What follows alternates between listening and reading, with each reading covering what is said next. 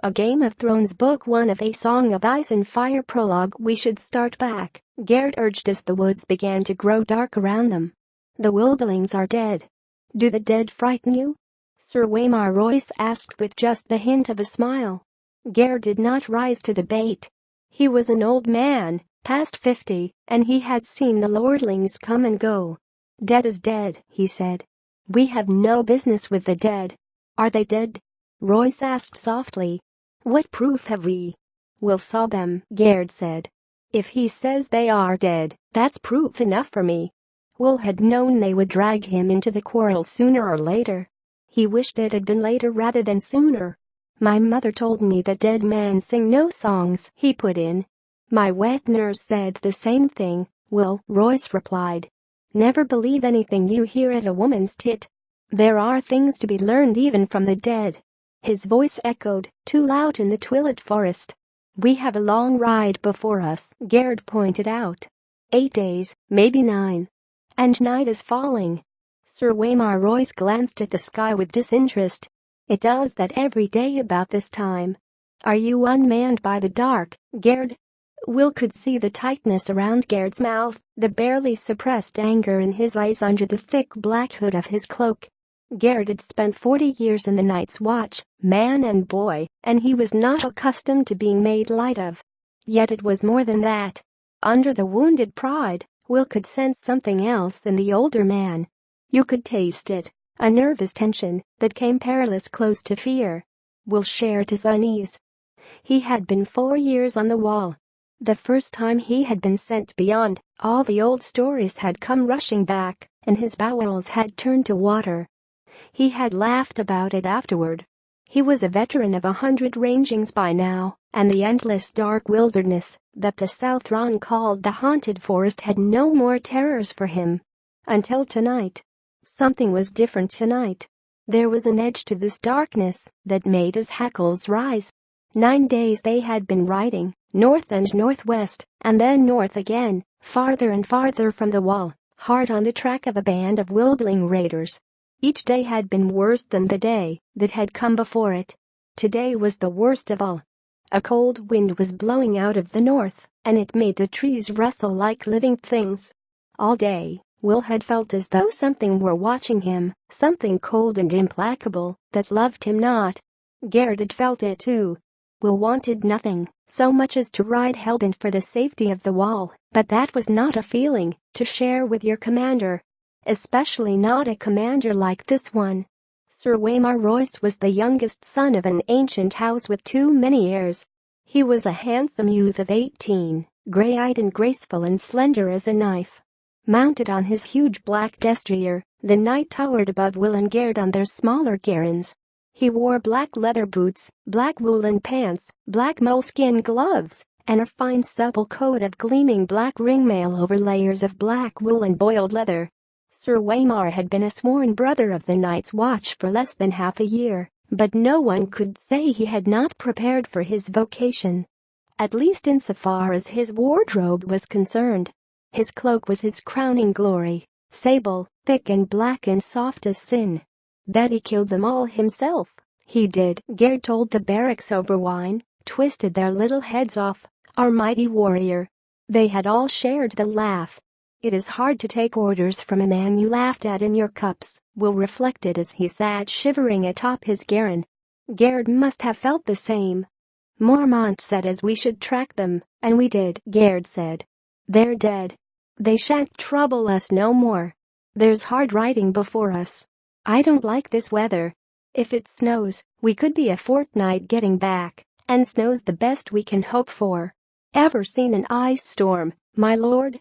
The lordling seemed not to hear him. He studied the deepening twilight in that half-bored, half-distracted way he had. Will had ridden with the knight long enough to understand that it was best not to interrupt him when he looked like that. Tell me again what you saw, Will. All the details. Leave nothing out. Will had been a hunter before he joined the Night's Watch. Well, a poacher in truth. Mallister free riders had caught him red-handed in the Mallister's own woods, skinning one of the Mallister's own bucks, and it had been a choice of putting on the black or losing a hand. No one could move through the woods as silent as Will, and it had not taken the Black brothers long to discover his talent. The camp is 2 miles farther on, over that ridge, hard beside a stream, Will said. I got close as I dared. There's 8 of them, men and women both. No children I could see. They put up a lean-to against the rock. The snow's pretty well covered it now, but I could still make it out. No fire burning, but the fire pit was still plain as day. No one moving. I watched a long time. No living man ever lay so still. Did you see any blood? Well, no, Will admitted. Did you see any weapons? Some swords, a few bows. One man had an axe. Heavy-looking, double-bladed, a cruel piece of iron. It was on the ground beside him, right by his hand. Did you make note of the position of the bodies? Will shrugged.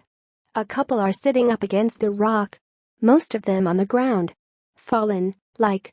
Or sleeping, Roy suggested. Fallen, Will insisted. There's one woman up in Ironwood, half hid in the branches. Afar eyes. He smiled thinly. I took care she never saw me. When I got closer, I saw that she wasn't moving neither. Despite himself, he shivered. You have a chill? Royce asked. Some, Will muttered. The wind, m'lord. The young knight turned back to his grizzled man-at-arms.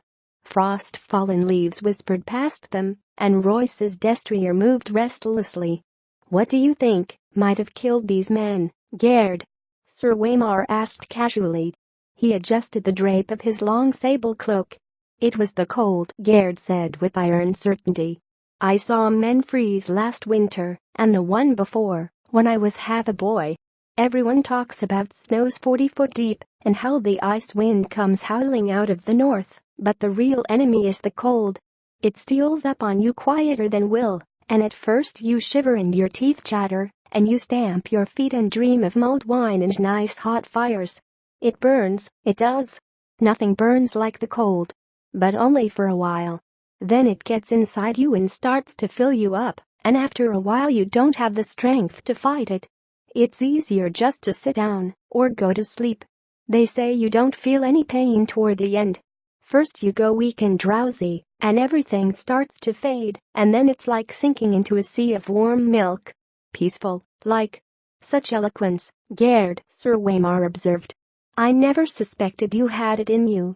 I've had the cold in me too, lordling. Gerd pulled back his hood, giving Sir Waymar a good long look at the stumps, where his ears had been. 2 ears, 3 toes, and the little finger off my left hand. I got off light. We found my brother frozen at his watch, with a smile on his face. Sir Waymar shrugged. You ought dress more warmly, Gerd. Gerd glared at the lordling, the scars around his ear holes flushed red with anger, where Master Eamon had cut the ears away. We'll see how warm you can dress when the winter comes. He pulled up his hood and hunched over his garron, silent and sullen. If Gerd said it was the cold, Will began. Have you drawn any watches this past week, Will? Yes, m'lord. There never was a week when he did not draw a dozen bloody watches. What was the man driving at? And how did you find the wall? Weeping, Will said, frowning. He saw it clear enough, now that the lordling had pointed it out. They couldn't have froze. Not if the wall was weeping. It wasn't cold enough. Royce nodded. Bright lad. We've had a few light frosts this past week, and a quick flurry of snow now and then, but surely no cold fierce enough to kill 8 grown men. Men clad in fur and leather, let me remind you, with shelter near at hand, and the means of making fire. The knight's smile was cocksure. Will, lead us there. I would see these dead men for myself. And then there was nothing to be done for it. The order had been given, and honor bound them to obey. Will went in front, his shaggy little garron picking the way carefully through the undergrowth. A light snow had fallen the night before, and there were stones and roots and hidden sinks lying just under its crust, waiting for the careless and the unwary. Sir Waymar Royce came next, his great black destrier snorting impatiently. The war hearse was the wrong mount for ranging, but try and tell that to the lordling. Gerd brought up the rear. the old man-at-arms muttered to himself as he rode. Twilight deepened. The cloudless sky turned a deep purple, the color of an old bruise, then faded to black. The stars began to come out. A half-moon rose. Will was grateful for the light. "We can make a better pace than this, surely," Royce said when the moon was full risen. "Not with this horse," Will said. Fear had made him insolent. "Perhaps my lord would care to take the lead?" Sir Waymar Royce did not deign to reply. Somewhere off in the wood a wolf howled. Will pulled his garron over beneath an ancient gnarled ironwood and dismounted. "Why are you stopping?" Sir Waymar asked. "Best go the rest of the way on foot, m'lord. It's just over that ridge." Royce paused a moment, staring off into the distance, his face reflective. A cold wind whispered through the trees. His great sable cloak stirred behind like something half alive. "There's something wrong here," Gerd muttered. The young knight gave him a disdainful smile. "Is there? Can't you feel it?" Gerd asked. "Listen to the darkness." Will could feel it. 4 years in the night's watch, and he had never been so afraid. What was it? Wind. Trees rustling. A wolf. "Which sound is it that unmans you so, Gerd?" When Gerd did not answer, Royce slid gracefully from his saddle. He tied the destrier securely to a low-hanging limb, well away from the other horses, and drew his longsword from its sheath. Jewels glittered in its hilt, and the moonlight ran down the shining steel. It was a splendid weapon, castle-forged, and new-made from the look of it. Will doubted it had ever been swung in anger. "The trees press close here," Will warned. "That sword will tangle you up, m'lord. Better a knife." "If I need instruction, I will ask for it," the young lord said. "Gerd, stay here. Guard the horses." Gerd dismounted. "We need a fire." "I'll see to it." "How big a fool are you, old man? If there are enemies in this wood, a fire is the last thing we want." "There's some enemies a fire will keep away," Gerd said. "Bears and deer wolves and other things." Sir Waymar's mouth became a hard line. "No fire." Gerd's hood shadowed his face, but Will could see the hard glitter in his eyes as he stared at the knight. For a moment he was afraid the older man would go for his sword. It was a short, ugly thing, its grip discolored by sweat, its edge nicked from hard use, but Will would not have given an iron bob for the lordling's life if Gerd pulled it from its scabbard. Finally Gerd looked down. "No fire," he muttered, low under his breath. Royce took it for acquiescence and turned away. "Lead on," he said to Will. Will threaded their way through a thicket, then started up the slope to the low ridge, where he had found his vantage point under a sentinel tree. Under the thin crust of snow, the ground was damp and muddy, slick-footing, with rocks and hidden roots to trip you up. Will made no sound as he climbed. Behind him, he heard the soft metallic slither of the lordling's ringmail, the rustle of leaves, and muttered curses as reaching branches grabbed at his long sword and tugged on his splendid sable cloak. The great sentinel was right there at the top of the ridge, where Will had known it would be, its lowest branches a bare foot off the ground. Will slid in underneath, flat on his belly in the snow and the mud, and looked down on the empty clearing below. His heart stopped in his chest. For a moment he dared not breathe. Moonlight shone down on the clearing, the ashes of the fire pit, the snow-covered lean-to, the great rock, the little half-frozen stream. Everything was just as it had been a few hours ago. They were gone. All the bodies were gone. "Gods," he heard behind him. A sword slashed at a branch as Sir Waymar Royce gained the ridge. He stood there beside the sentinel, long sword in hand, his cloak billowing behind him as the wind came up, outlined nobly against the stars for all to see. "Get down," Will whispered urgently. "Something's wrong." Royce did not move. He looked down at the empty clearing and laughed. "Your dead men seem to have moved camp, Will." Will's voice abandoned him. He groped for words that did not come. It was not possible. His eyes swept back and forth over the abandoned campsite, stopped on the axe. A huge double-bladed battle axe, still lying where he had seen it last, untouched. "A valuable weapon, on your feet, Will," Sir Waymar commanded. "There's no one here. I won't have you hiding under a bush." Reluctantly, Will obeyed. Sir Waymar looked him over with open disapproval. "I am not going back to Castle Black of failure on my first ranging. We will find these men." He glanced around. "Up the tree. Be quick about it. Look for a fire." Will turned away, wordless. There was no use to argue. The wind was moving. It cut right through him. He went to the tree, a vaulting gray-green sentinel, and began to climb. Soon his hands were sticky with sap, and he was lost among the needles. Fear filled his gut like a meal he could not digest. He whispered a prayer to the nameless gods of the wood and slipped his dirk free of its sheath. He put it between his teeth to keep both hands free for climbing. The taste of cold iron in his mouth gave him comfort. Down below, the lordling called out suddenly, "Who goes there?" Will heard uncertainty in the challenge. He stopped climbing. He listened. He watched. The woods gave answer, the rustle of leaves, the icy rush of the stream, a distant hoot of a snow owl. The others made no sound. Will saw movement from the corner of his eye. Pale shapes gliding through the wood. He turned his head, glimpsed a white shadow in the darkness. Then it was gone. Branches stirred gently in the wind, scratching at one another with wooden fingers.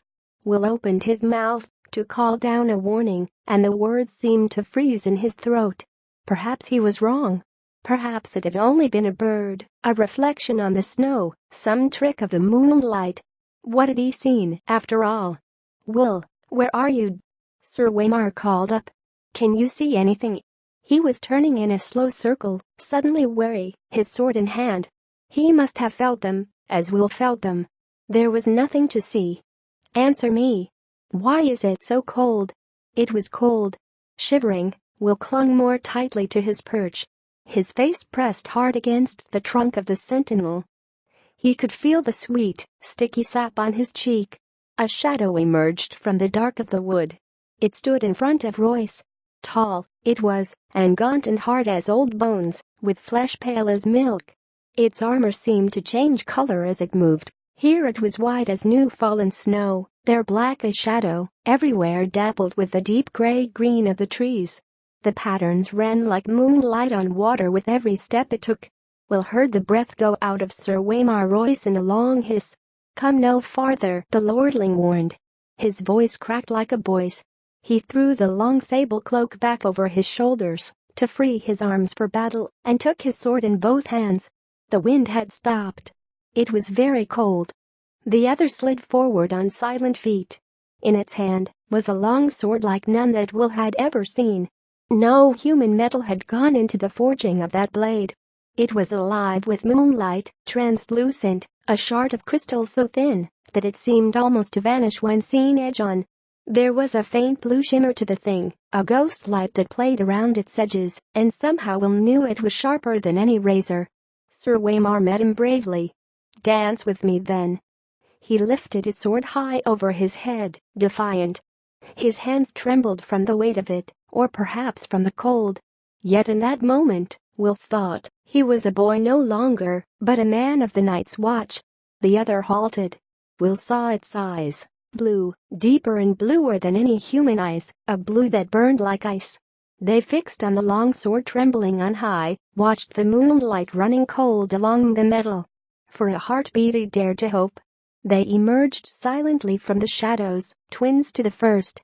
3 of them, 4, 5. Sir Waymar may have felt the cold that came with them, but he never saw them, never heard them. Will had to call out. It was his duty. And his death, if he did. He shivered and hugged the tree and kept the silence. The pale sword came shivering through the air. Sir Waymar met it with steel. When the blades met, there was no ring of metal on metal, only a high, thin sound at the edge of hearing, like an animal screaming in pain. Royce checked a second blow, and a third, then fell back a step. Another flurry of blows, and he fell back again. Behind him, to right, to left, all around him, the watchers stood patient, faceless, silent, the shifting patterns of their delicate armor making them all but invisible in the wood. Yet they made no move to interfere. Again and again the swords met, until Will wanted to cover his ears against the strange anguished keening of their clash. Sir Waymar was panting from the effort now, his breath steaming in the moonlight. His blade was white with frost, the others danced with pale blue light. Then Royce's parry came a bit too late. The pale sword bit through the ringmail beneath his arm. The young lord cried out in pain. Blood welled between the rings. It steamed in the cold, and the droplets seemed red as fire where they touched the snow. Sir Waymar's fingers brushed his side.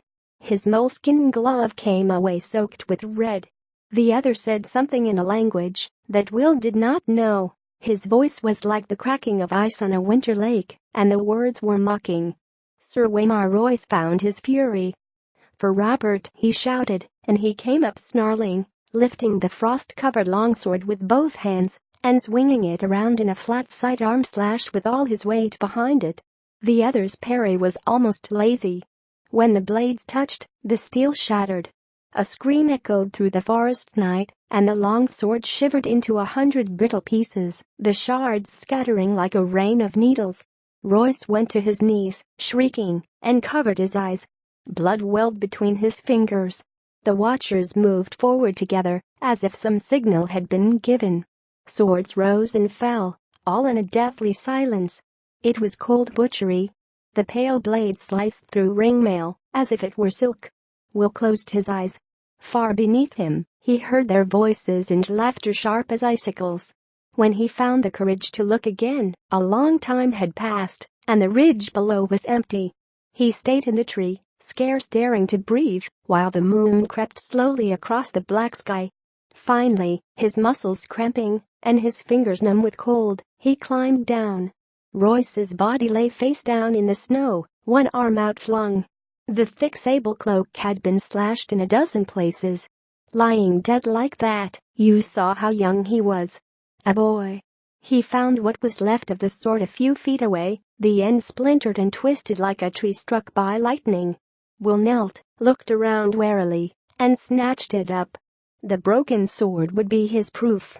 Caird would know what to make of it, and if not him, then surely that old bear Mormont or Mester Eamon. Would Caird still be waiting with the horses? He had to hurry. Will rose. Sir Waymar Royce stood over him. His fine clothes were a tatter, his face a ruin. A shard from his sword transfixed the blind white pupil of his left eye. The right eye was open. The pupil burned blue. It saw. The broken sword fell from nerveless fingers. Will closed his eyes to pray. Long, elegant hands brushed his cheek, then tightened around his throat. They were gloved in the finest moleskin and sticky with blood, yet the touch was icy cold. Bran the morning had dawned clear and cold, with a crispness that hinted at the end of summer. They set forth at daybreak to see a man beheaded, 20 in all, and Bran rode among them, nervous with excitement. This was the first time he had been deemed old enough to go with his lord father and his brothers to see the king's justice done. It was the 9th year of summer and the 7th of Bran's life. The man had been taken outside a small holdfast in the hills. Rob thought he was a wildling, his sword sworn to Mansraider, the king beyond the wall. It made Bran's skin prickle to think of it. He remembered the hearth tales old Nan told them. The wildlings were cruel men, she said, slavers and slayers and thieves. They consorted with giants and ghouls, stole girl children in the dead of night, and drank blood from polished horns. And their women lay with the others in the long night to sire terrible half-human children. But the man they found bound hand and foot to the holdfast wall awaiting the king's justice was old and scrawny, not much taller than Rob. He had lost both ears and a finger to frostbite, and he dressed all in black, the same as a brother of the night's watch, except that his furs were ragged and greasy. The breath of man and horse mingled, steaming, in the cold morning air as his lord father had the man cut down from the wall and dragged before them. Rob and John sat tall and still on their horses, with Bran between them on his pony, trying to seem older than 7. Trying to pretend that he'd seen all this before. A faint wind blew through the holdfast gate. Over their heads flapped the banner of the Starks of Winterfell, a great dire wolf racing across an ice-white field. Bran's father sat solemnly on his horse, long brown hair stirring in the wind. His closely trimmed beard was shot with white, making him look older than his 35 years. He had a grim cast to his gray eyes this day, and he seemed not at all the man who would sit before the fire in the evening and talk softly of the age of heroes and the children of the forest. He had taken off father's face, Bran thought, and donned the face of Lord Stark of Winterfell. There were questions asked and answers given there in the chill of morning, but afterward Bran could not recall much of what had been said. Finally his lord father gave a command, and 2 of his guardsmen dragged the ragged man to the ironwood stump in the center of the square. They forced his head down onto the hard black wood. Lord Eddard Stark dismounted and his ward Theon Greyjoy brought forth the sword. Ice, that sword was called. It was as wide across as a man's hand, and taller even than Robb. The blade was Valyrian steel, spell-forged and dark as smoke. Nothing held an edge like Valyrian steel. His father peeled off his gloves and handed them to Jory Castle, the captain of his household guard. He took hold of Ice with both hands and said, "In the name of Robert of the House Baratheon, the first of his name, King of the Andals and the Rhoynar and the First Man, Lord of the 7 Kingdoms and Protector of the Realm, by the word of Eddard of the House Stark, Lord of Winterfell and Warden of the North, I do sentence you to die." He lifted the greatsword high above his head. Bran's bastard brother Jon Snow moved closer. "Keep the pony well in hand," he whispered. "And don't look away. Father will know if you do." Bran kept his pony well in hand and did not look away. His father took off the man's head with a single sure stroke.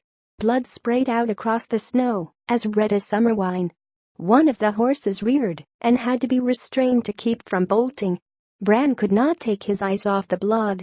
The snows around the stump drank it eagerly, reddening as he watched. The head bounced off a thick root and rolled. It came up near Greyjoy's feet. Theon was a lean, dark youth of 19 who found everything amusing.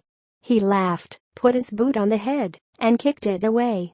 "Ass," Jon muttered, low enough so Greyjoy did not hear. He put a hand on Bran's shoulder, and Bran looked over at his bastard brother. "You did well," Jon told him solemnly. Jon was 14, an old hand at justice. It seemed colder on the long ride back to Winterfell, though the wind had died by then, and the sun was higher in the sky. Bran rode with his brothers, well ahead of the main party, his ponies struggling hard to keep up with their horses. "The deserter died bravely," Robb said. He was big and broad and growing every day, with his mother's coloring, the fair skin, red-brown hair, and blue eyes of the Tullys of Riverrun. He had courage, at the least. "No," Jon Snow said quietly. "It was not courage. This one was dead of fear. You could see it in his eyes, Stark." Jon's eyes were gray so dark they seemed almost black, but there was little they did not see. He was of an age with Robb, but they did not look alike. Jon was slender where Robb was muscular, dark where Robb was fair, graceful and quick where his half-brother was strong and fast. Robb was not impressed. "The others take his eyes," he swore. "He died well. Race you to the bridge." "Done," Jon said, kicking his horse forward. Robb cursed and followed, and they galloped off down the trail, Robb laughing and hooting, Jon silent and intent. The hooves of their horses kicked up showers of snow as they went. Bran did not try to follow. His pony could not keep up. He had seen the ragged man's eyes, and he was thinking of them now. After a while, the sound of Robb's laughter receded, and the woods grew silent again. So deep in thought was he that he never heard the rest of the party until his father moved up to ride beside him. "Are you well, Bran?" he asked, not unkindly. "Yes, father," Bran told him. He looked up. Wrapped in his furs and leathers, mounted on his great war-horse, his lord father loomed over him like a giant. "Robb says the man died bravely, but Jon says he was afraid." "What do you think?" his father asked. Bran thought about it. "Can a man still be brave if he's afraid?" "That is the only time a man can be brave," his father told him. "Do you understand why I did it?" "He was a wildling," Bran said. "They carry off women and sell them to the others." His lord father smiled. Old Nan has been telling you stories again. In truth, the man was an oath-breaker, a deserter from the night's watch. No man is more dangerous. The deserter knows his life is forfeit if he is taken, so he will not flinch from any crime, no matter how vile. But you mistake me. The question was not why the man had to die, but why I must do it. Bran had no answer for that. King Robert has a headsman, he said, uncertainly. He does, his father admitted. As did the Targaryen kings before him.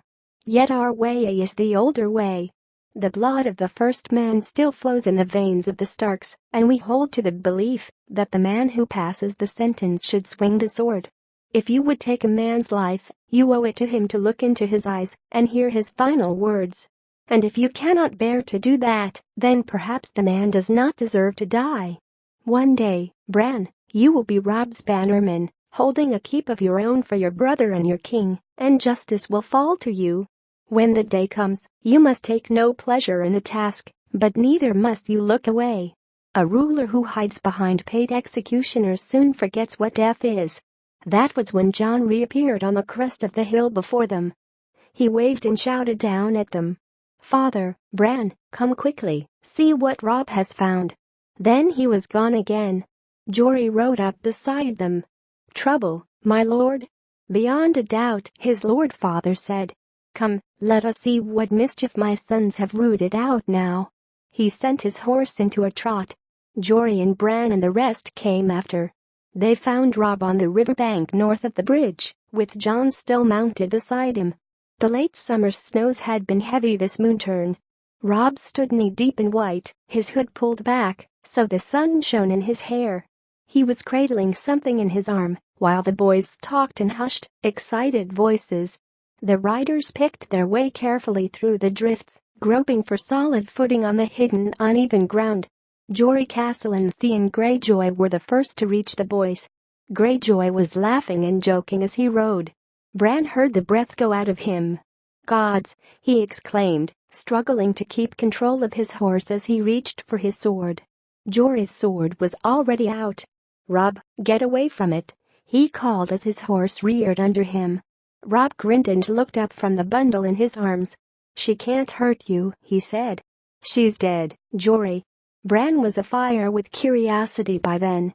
He would have spurred the pony faster, but his father made them dismount beside the bridge and approach on foot. Bran jumped off and ran. By then Jon, Jory, and Theon Greyjoy had all dismounted as well. What in the seven hells is it? Greyjoy was saying.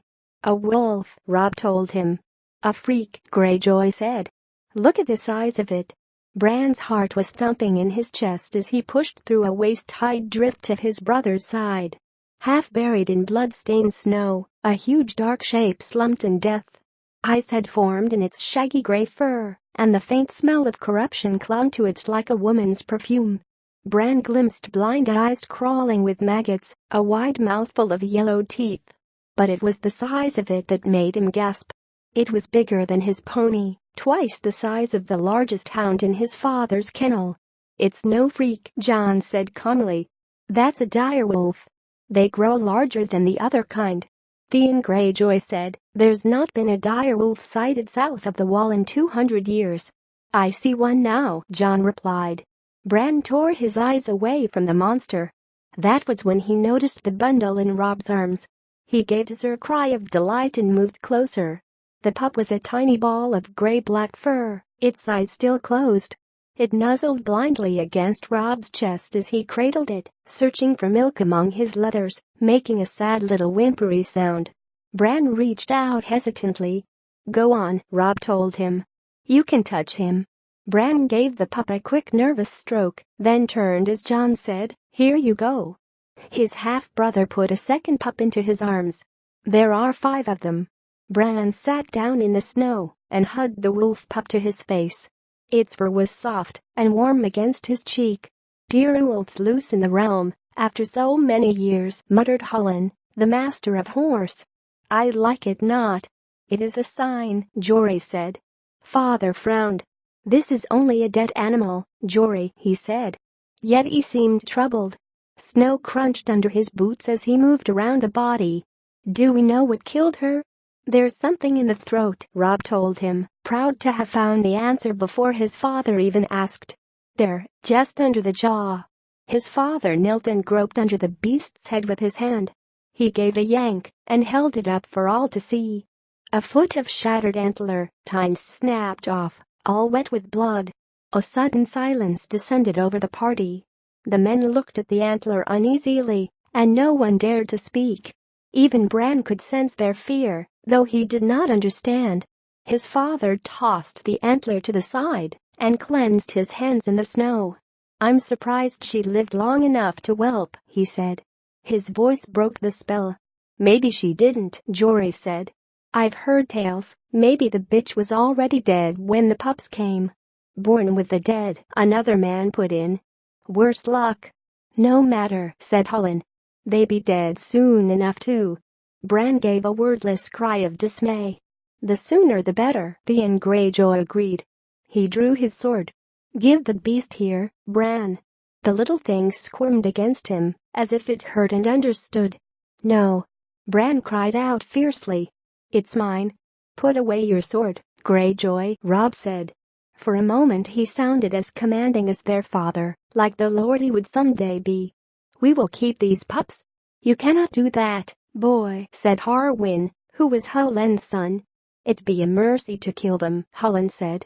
Bran looked to his lord father for rescue, but got only a frown, a furrowed brow. Hullen speaks truly, son. Better a swift death than a hard one from cold and starvation. No.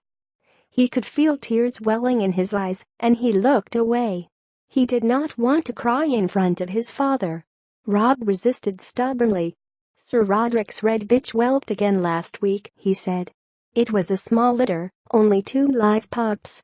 She'll have milk enough. She'll rip them apart when they try to nurse. Lord Stark, Jon said. It was strange to hear him call father that, so formal. Bran looked at him with desperate hope. There are 5 pups, he told father. 3 male, 2 female. What of it, Jon? You have 5 true-born children, Jon said. 3 sons, 2 daughters. The dire wolf is the sigil of your house. Your children were meant to have these pups, my lord. Bran saw his father's face change, saw the other men exchange glances. He loved Jon with all his heart at that moment. Even at 7, Bran understood what his brother had done. The count had come right, only because Jon had omitted himself. He had included the girls, included even Rickon, the baby, but not the bastard who bore the surname Snow, the name that custom decreed be given to all those in the north unlucky enough to be born with no name of their own. Their father understood as well. You want no pup for yourself, Jon? He asked softly. The dire wolf grazes the banners of House Stark, Jon pointed out. I am no Stark, father. Their lord father regarded Jon thoughtfully. Rob rushed into the silence he left. I will nurse him myself, father, he promised. I will soak a towel with warm milk and give him suck from that. Me too. Bran echoed. The lord weighed his sons long and carefully with his eyes. Easy to say and harder to do. I will not have you wasting the servants' time with this. If you want these pups, you will feed them yourselves. Is that understood? Bran nodded eagerly. The pup squirmed in his grasp, licked at his face with a warm tongue. You must train them as well, their father said. You must train them. The kennel master will have nothing to do with these monsters, I promise you that. And the gods help you if you neglect them, or brutalize them, or train them badly. These are not dogs to beg for treats and slink off at a kick. A dire wolf will rip a man's arm off his shoulder as easily as a dog will kill a rat. Are you sure you want this? Yes, father, Bran said. Yes, Rob agreed. The pups may die anyway, despite all you do. They won't die, Rob said. We won't let them die. Keep them, then. Jory, Desmond, gather up the other pups. It's time we were back to Winterfell. It was not until they were mounted and on their way that Bran allowed himself to taste the sweet air of victory.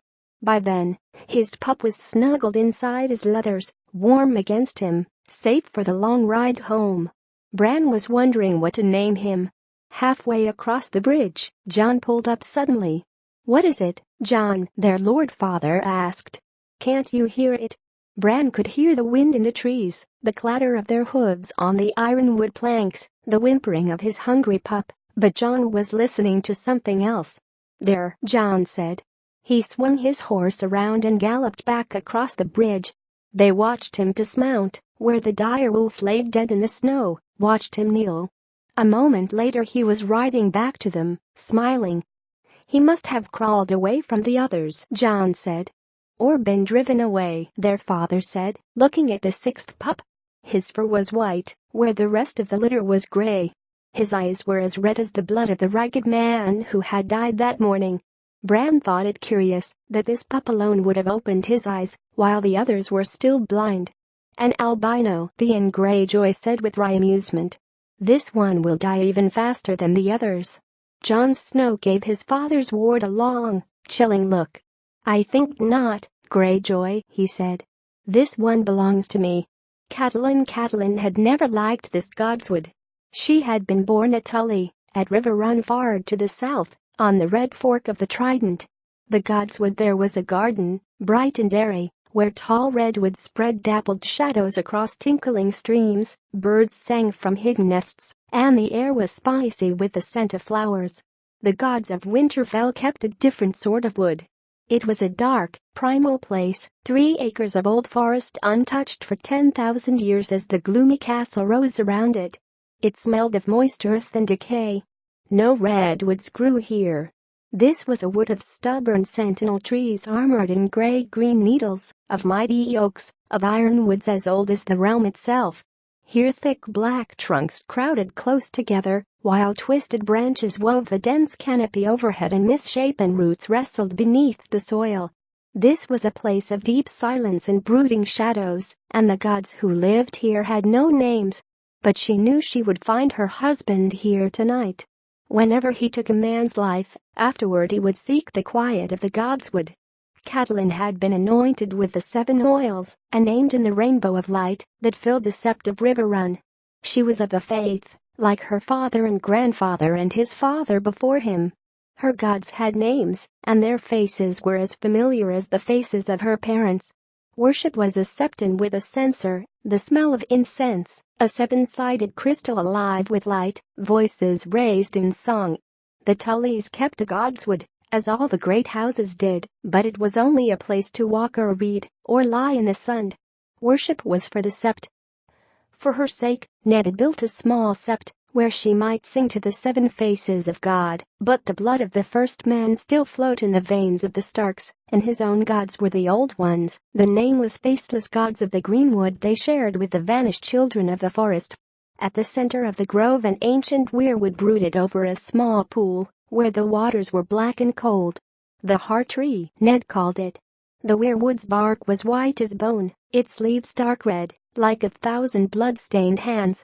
A face had been carved in the trunk of the great tree, its features long and melancholy, the deep-cut eyes red with dried sap and strangely watchful. They were old, those eyes, older than Winterfell itself. They had seen Brandon the Builder set the first stone. If the tales were true, they had watched the castle's granite walls rise around them. It was said that the children of the forest had carved their faces in the trees during the dawn centuries before the coming of the first men across the narrow sea. In the south the last weirwoods had been cut down or burned out 1,000 years ago, except on the Isle of Faces, where the green men kept their silent watch. Up here it was different. Here every castle had its godswood, and every godswood had its heart tree, and every heart tree its face. Catelyn found her husband beneath the weirwood, seated on a moss-covered stone. The greatsword ice was across his lap, and he was cleaning the blade in those waters black as night. 1,000 years of humus lay thick upon the godswood floor, swallowing the sound of her feet, but the red eyes of the weirwood seemed to follow her as she came. "Ned," she called softly. He lifted his head to look at her. "Catelyn," he said. His voice was distant and formal. "Where are the children?" He would always ask her that. "In the kitchen, arguing about names for the wolf pups." She spread her cloak on the forest floor and sat beside the pool, her back to the weirwood. She could feel the eyes watching her, but she did her best to ignore them. Arya is already in love, and Sansa is charmed and gracious, but Rickon is not quite sure. Is he afraid? Ned asked. A little, she admitted. He is only 3. Ned frowned. He must learn to face his fears. He will not be 3 forever. And winter is coming. Yes, Catelyn agreed. The words gave her a chill, as they always did. The Stark words. Every noble house had its words.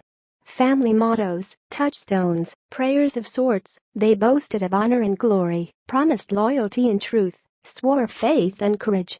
All but the Starks. Winter is coming, said the Stark words.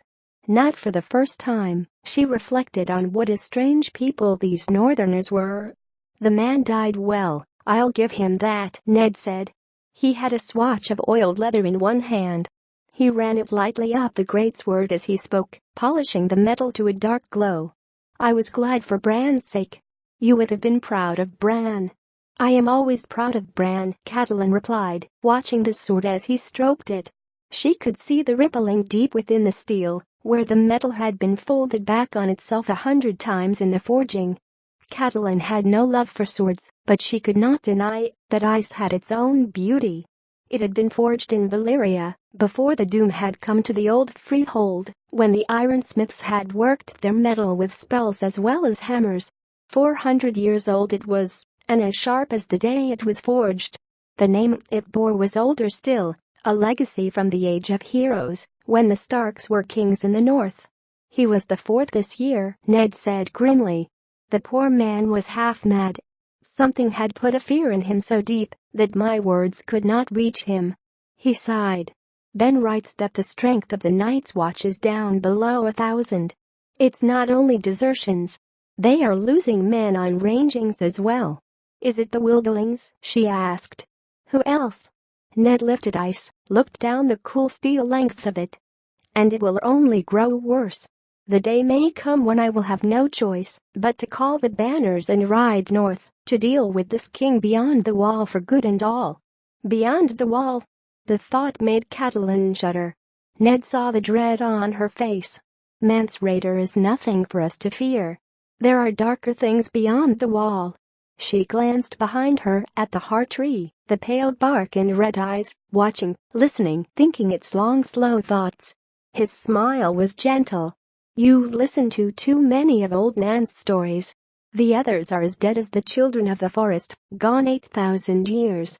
Mr. Lewin will tell you they never lived at all. No living man has ever seen one. Until this morning, no living man had ever seen a dire wolf either, Catelyn reminded him.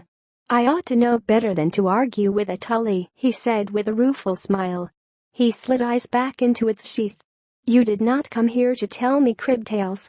I know how little you like this place. What is it, my lady? Catelyn took her husband's hand. There was grievous news today, my lord. I did not wish to trouble you until you had cleansed yourself. There was no way to soften the blow, so she told him straight. I am so sorry, my love. Jon Arryn is dead.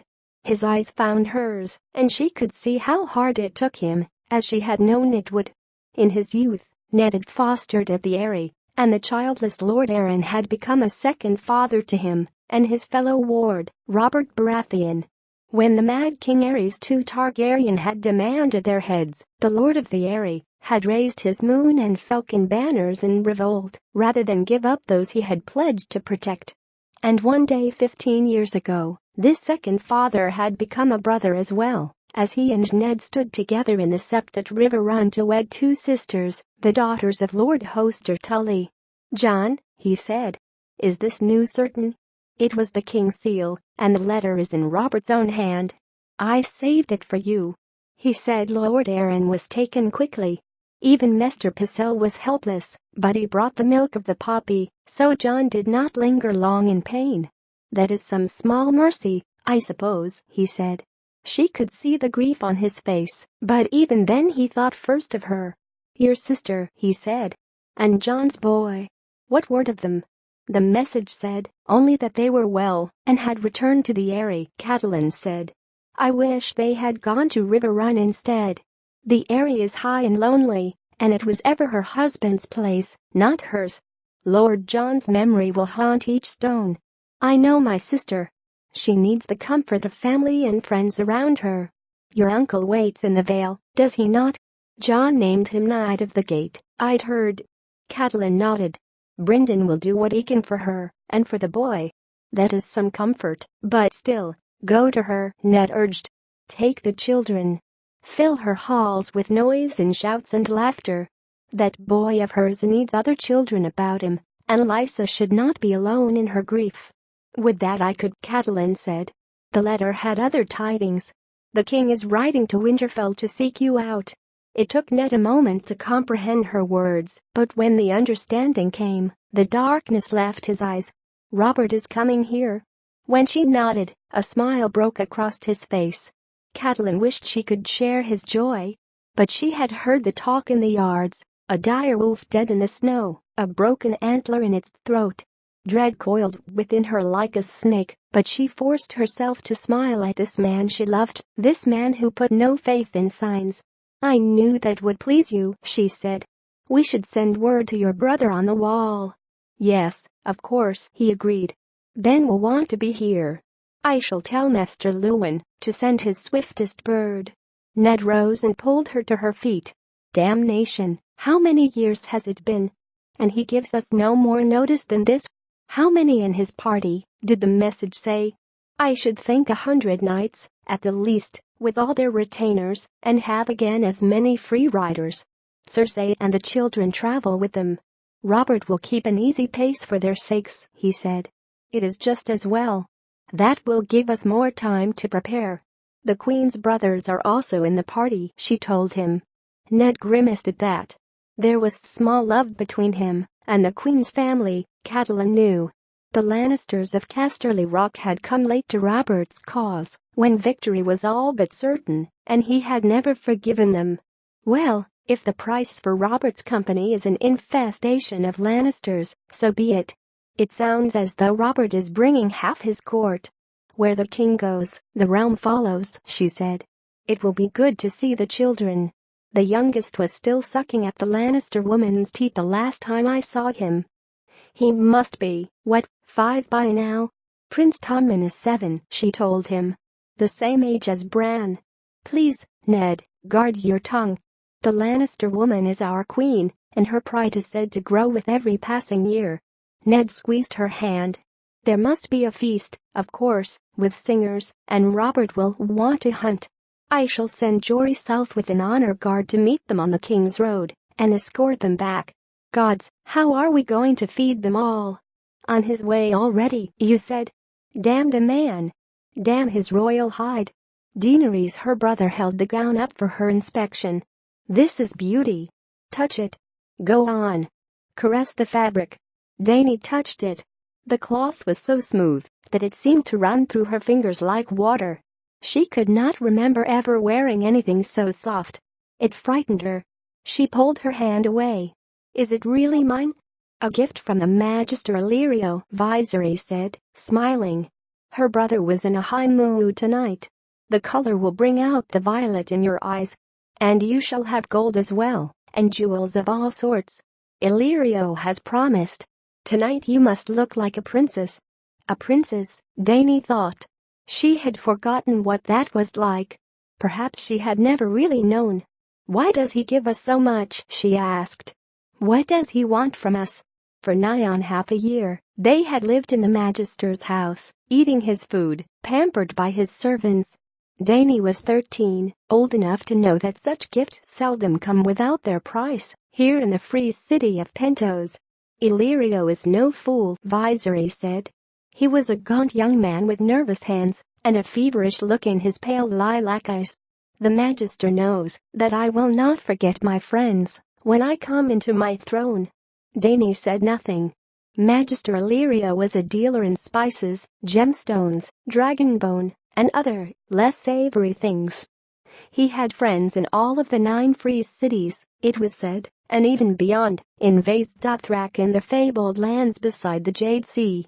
It was also said that he'd never had a friend he wouldn't cheerfully sell for the right price. Dany listened to the talk in the streets, and she heard these things, but she knew better than to question her brother when he wove his webs of dream. His anger was a terrible thing when roused. Viserys called it waking the dragon. Her brother hung the gown beside the door. Illyrio will send the slaves to bathe you.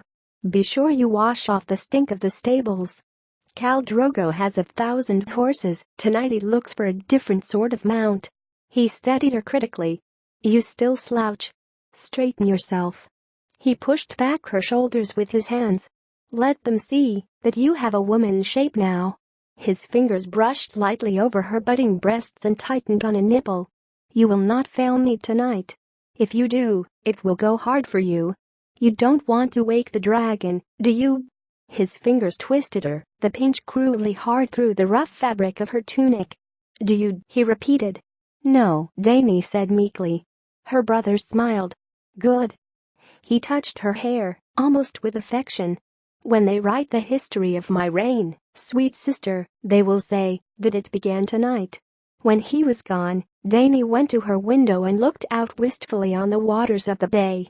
The square brick towers of Pentos were black silhouettes outlined against the setting sun. Dany could hear the singing of the red priests as they lit their night fires, and the shouts of ragged children playing games beyond the walls of the estate. For a moment she wished she could be out there with them, barefoot and breathless, and dressed in tatters, with no past, and no future, and no feast to attend at Khal Drogo's manse. Somewhere beyond the sunset, across the narrow sea, lay a land of green hills and flowered plains and great rushing rivers, where towers of dark stone rose amidst magnificent blue-gray mountains, and armored knights rode to battle beneath the banners of their lords. The Dothraki called that land Resh-Andali, the land of the Andals. In the free cities, they talked of Westeros and the Sunset Kingdoms. Her brother had a simpler name. Our land, he called it. The words were like a prayer with him. If he said them enough, the gods were sure to hear.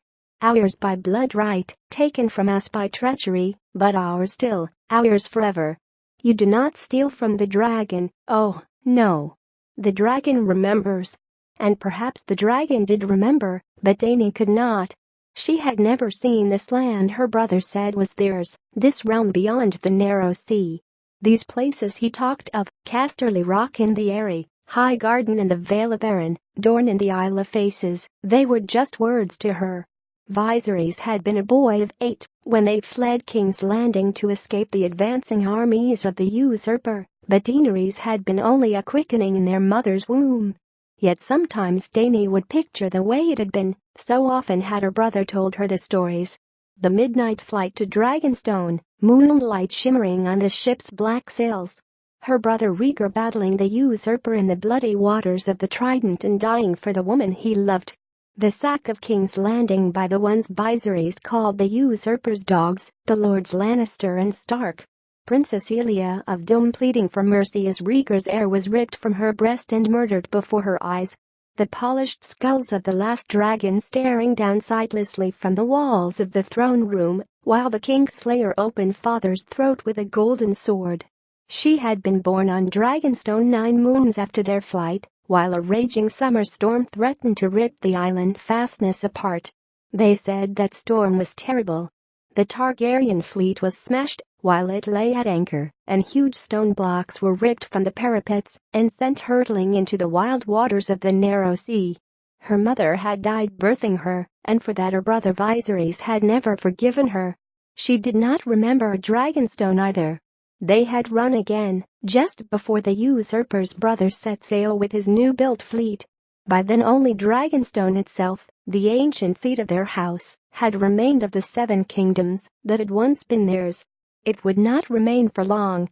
The garrison had been prepared to sell them to the usurper, but one night Sir Willem Darry and 4 loyal men had broken into the nursery and stolen them both, along with her wet nurse, and set sail under cover of darkness for the safety of the Bravosian coast.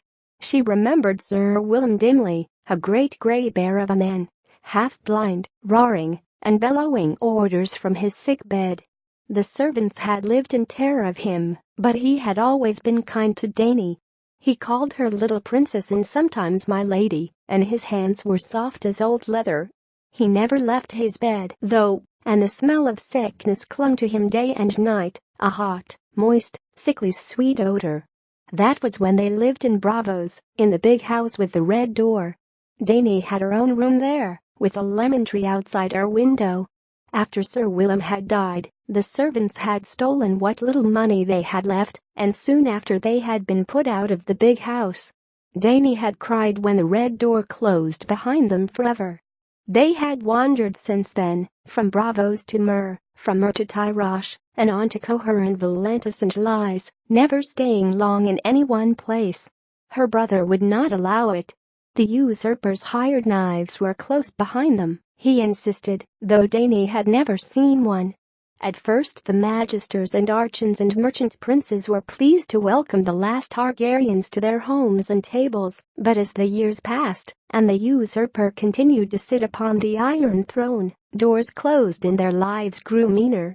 Years past they had been forced to sell their last few treasures, and now even the coin they had gotten from Mother's crown had gone.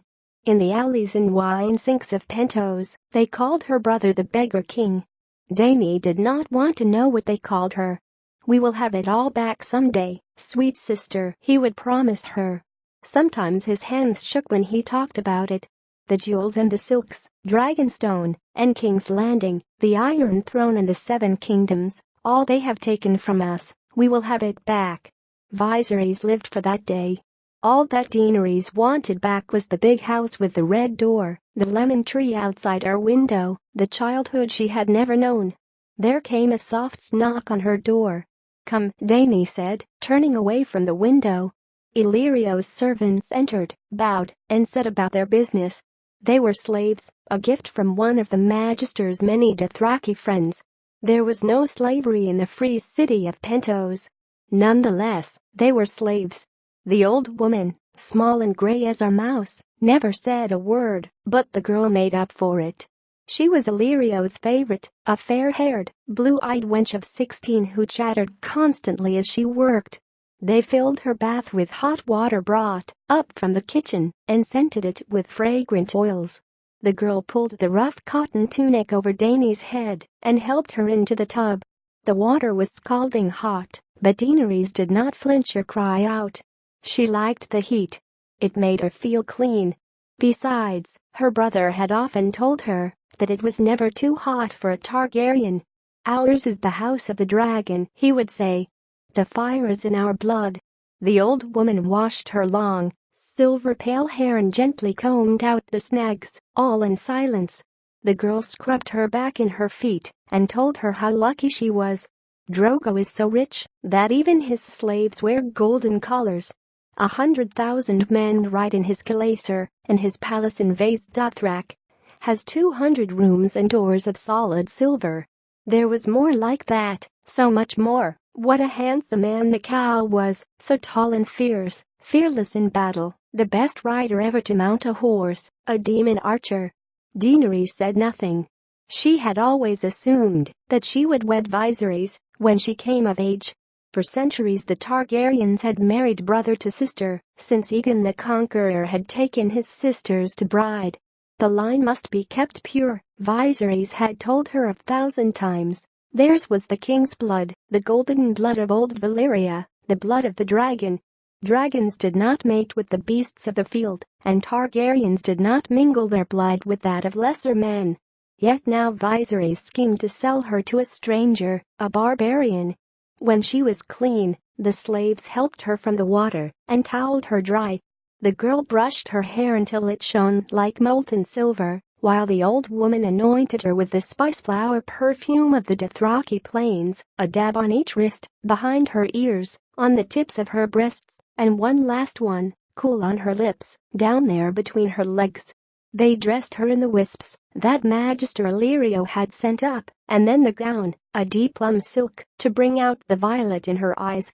The girl slid the gilded sandals onto her feet, while the old woman fixed the tiara in her hair and slid golden bracelets crusted with amethysts around her wrists. Last of all came the collar, a heavy golden tour emblazoned with ancient Valyrian glyphs. "Now you look all a princess," the girl said breathlessly when they were done. Dany glanced at her image in the silvered looking glass that Illyrio had so thoughtfully provided. A princess, she thought, but she remembered what the girl had said, how Khal Drogo was so rich even his slaves wore golden collars. She felt a sudden chill, and gooseflesh pimpled her bare arms. Her brother was waiting in the cool of the entry hall, seated on the edge of the pool, his hand trailing in the water. He rose when she appeared and looked her over critically.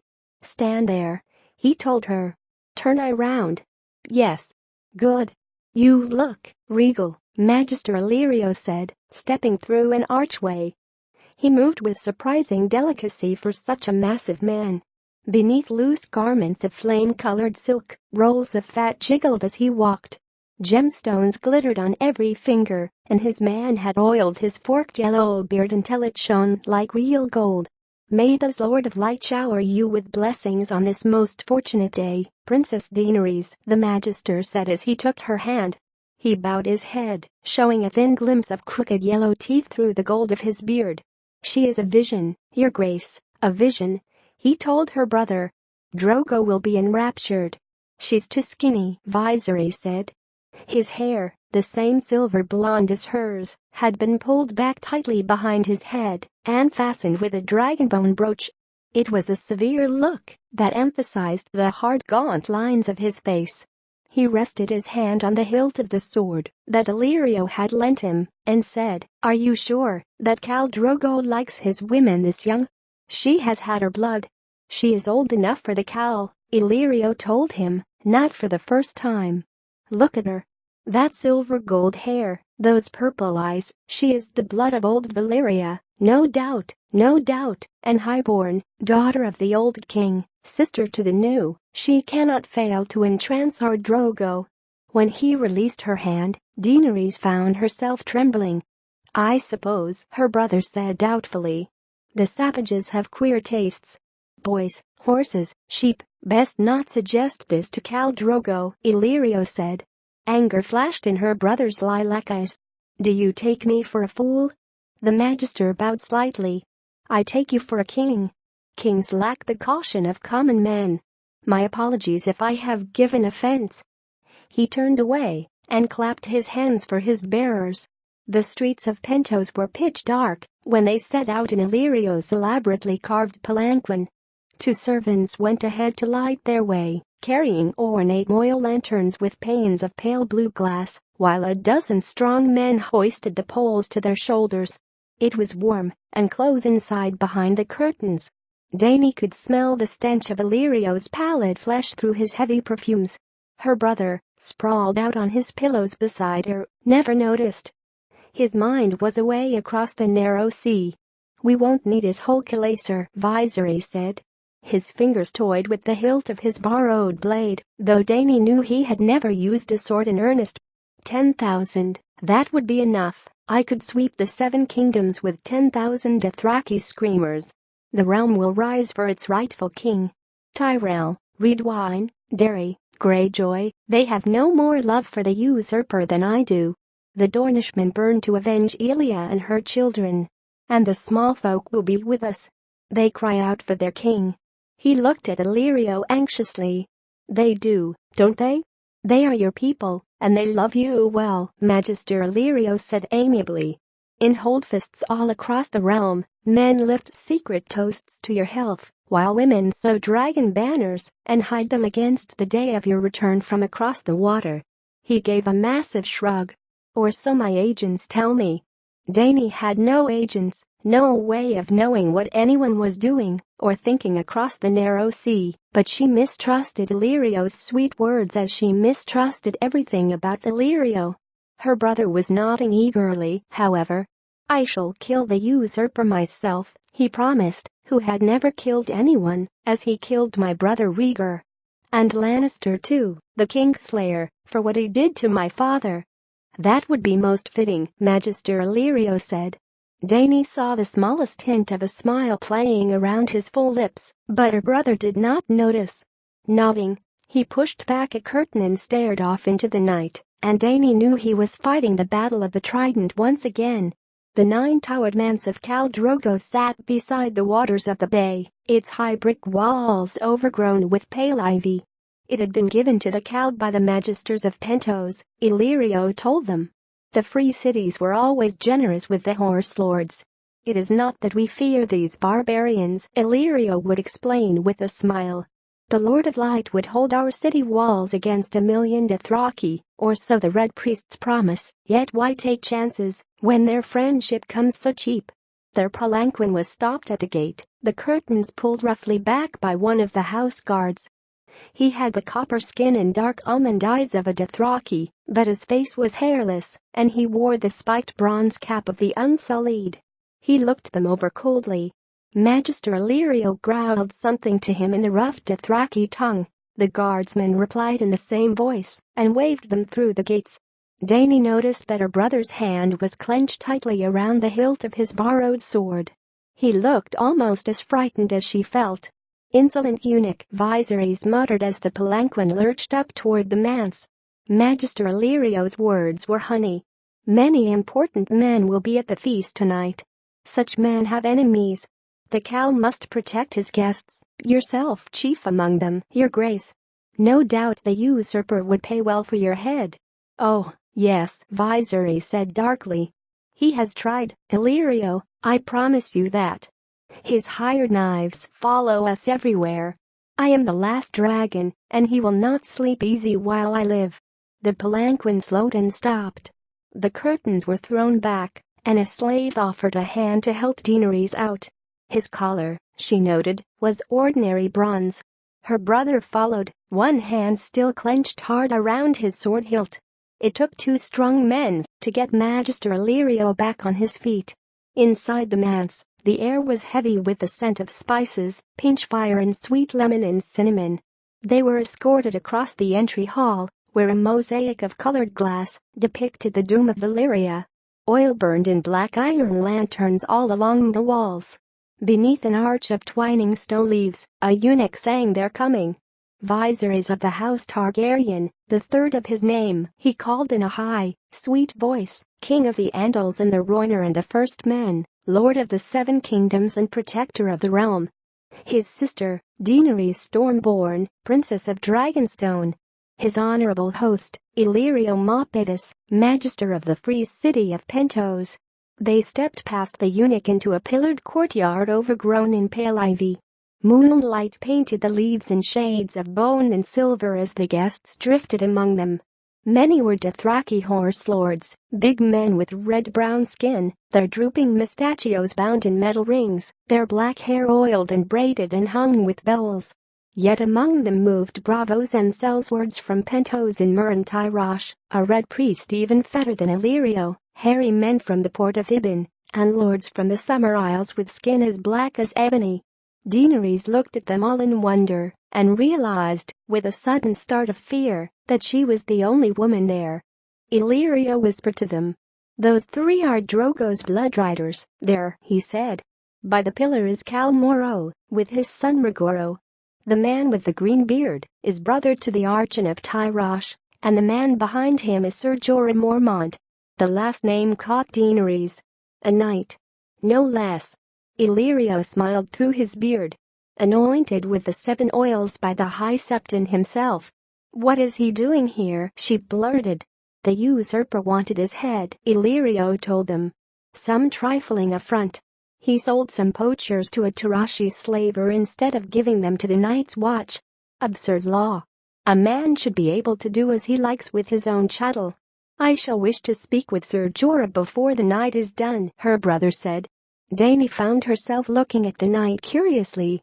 He was an older man, past 40 and balding, but still strong and fit. Instead of silks and cottons, he wore wool and leather. His tunic was a dark green, embroidered with the likeness of a black bear standing on 2 legs. She was still looking at this strange man from the homeland she had never known when Magister Illyrio placed a moist hand on her bare shoulder. "Over there, sweet princess," he whispered, "there is the Khal himself."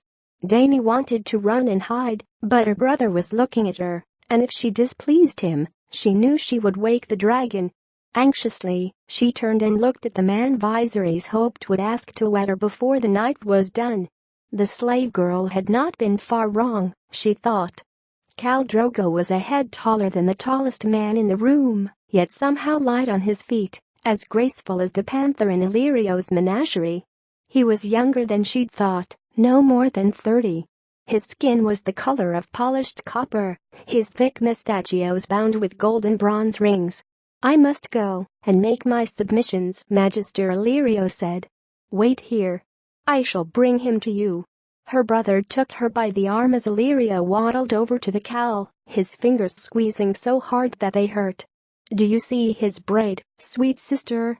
Drogo's braid was black as midnight and heavy with scented oil, hung with tiny bells that rang softly as he moved. It swung well past his belt, below even his buttocks, the end of it brushing against the back of his thighs. "You see how long it is?" Viserys said. "When Dothraki are defeated in combat, they cut off their braids in disgrace, so the world will know their shame. Khal Drogo has never lost a fight. He is Aegon the Dragon Lord come again, and you will be his queen." Dany looked at Khal Drogo. His face was hard and cruel, his eyes as cold and dark as onyx. Her brother hurt her sometimes when she woke the dragon, but he did not frighten her the way this man frightened her. "I don't want to be his queen," she heard herself say in a small, thin voice. Please, Viserys, I don't want to. I want to go home." "Home?" He kept his voice low, but she could hear the fury in his tone. "How are we to go home, sweet sister? They took our home from us." He drew her into the shadows, out of sight, his fingers digging into her skin. "How are we to go home?" he repeated, meaning King's Landing and Dragonstone and all the realm they had lost. Dany had only meant their rooms in Illyrio's estate, no true home surely, though all they had, but her brother did not want to hear that. There was no home there for him. Even the big house with the red door had not been home for him. His fingers dug hard into her arm, demanding an answer. "I don't know," she said at last, her voice breaking. Tears welled in her eyes. "I do," he said sharply. "We go home with an army, sweet sister. With Khal Drogo's army, that is how we go home. And if you must wed him, and bet him for that, you will." He smiled at her. "I'd let his whole Khalaser fuck you if need be, sweet sister, all 40,000 men, and their horses too, if that was what it took to get my army. Be grateful it is only Drogo. In time you may even learn to like him. Now dry your eyes. Illyrio is bringing him over, and he will not see you crying." Dany turned and saw that it was true. Magister Illyrio, all smiles and bows, was escorting Khal Drogo over to where they stood. She brushed away unfallen tears with the back of her hand. "Smile," Viserys whispered nervously, his hand falling to the hilt of his sword. "And stand up straight. Let him see that you have breasts. Gods no, you have little enough as is." Daenerys smiled and stood up straight.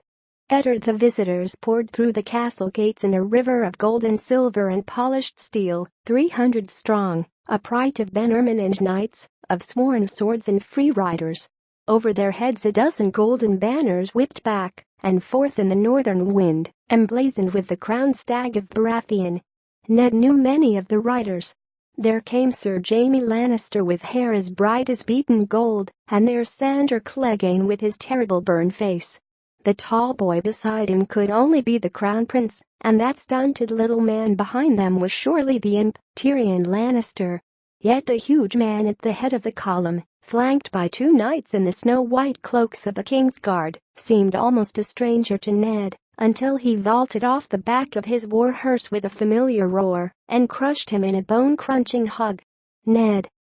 But it is good to see that frozen face of yours."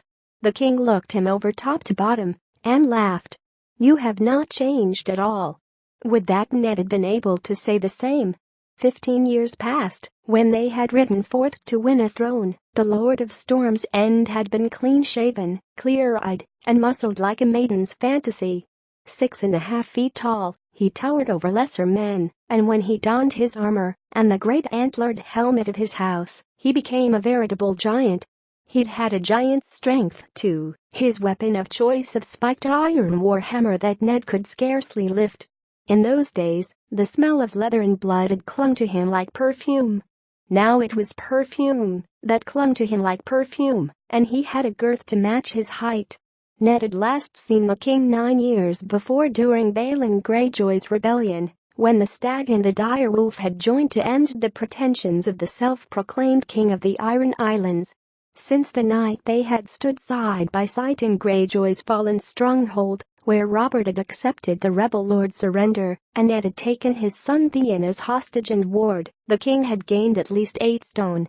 A beard as coarse and black as iron wire covered his jaw to hide his double chin and the sag of the royal jowls, but nothing could hide his stomach or the dark circles under his eyes.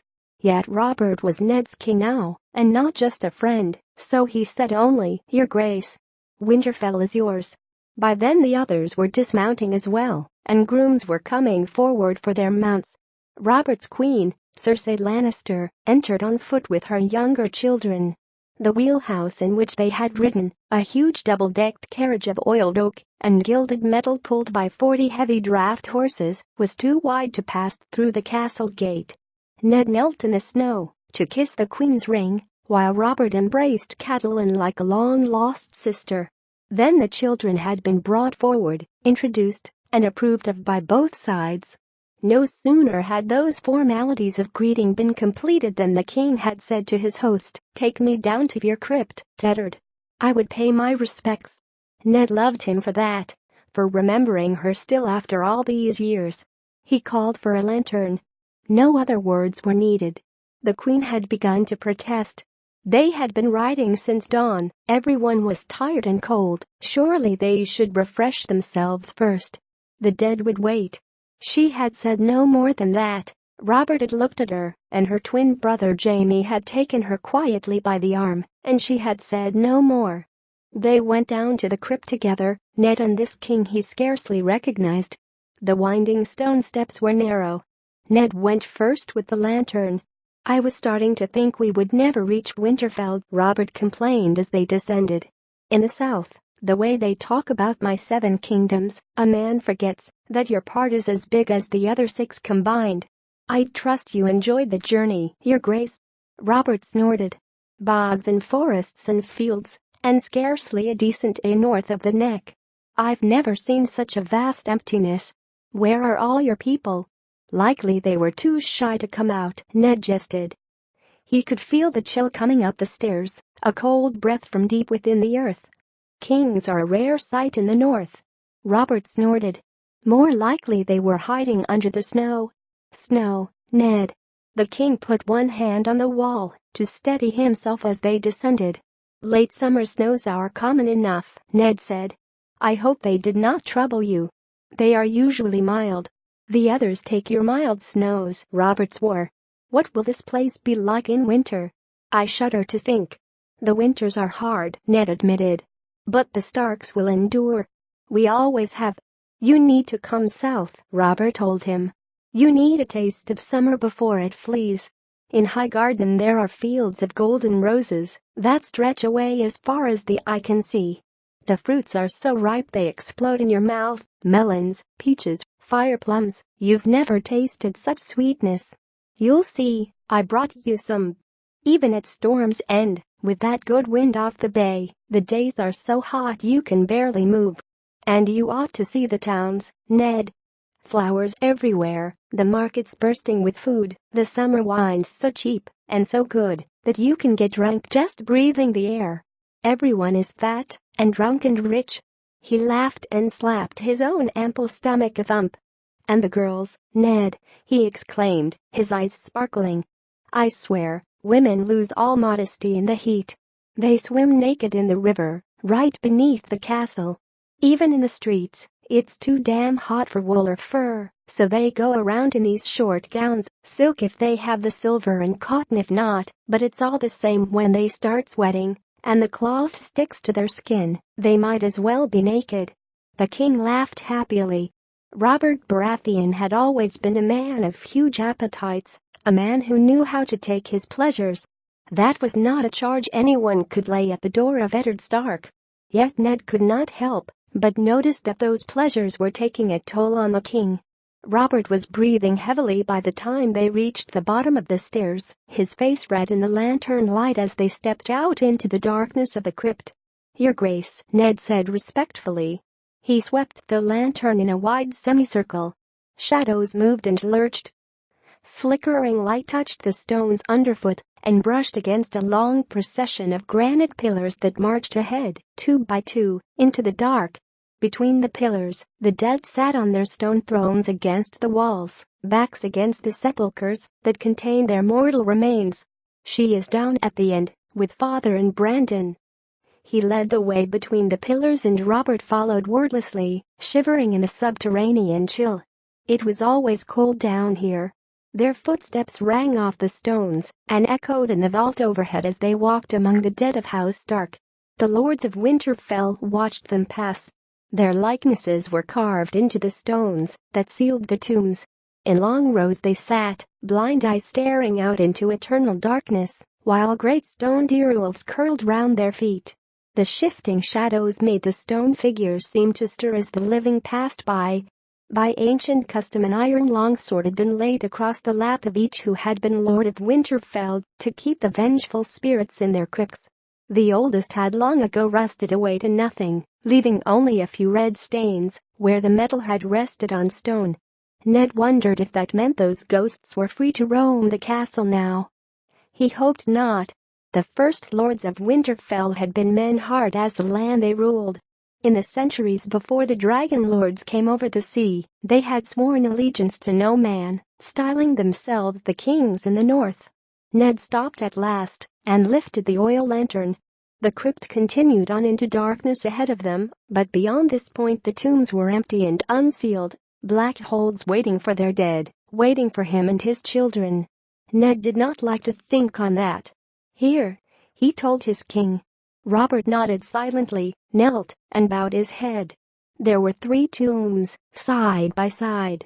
Lord Rickard Stark, Ned's father, had a long, stern face. The stonemason had known him well.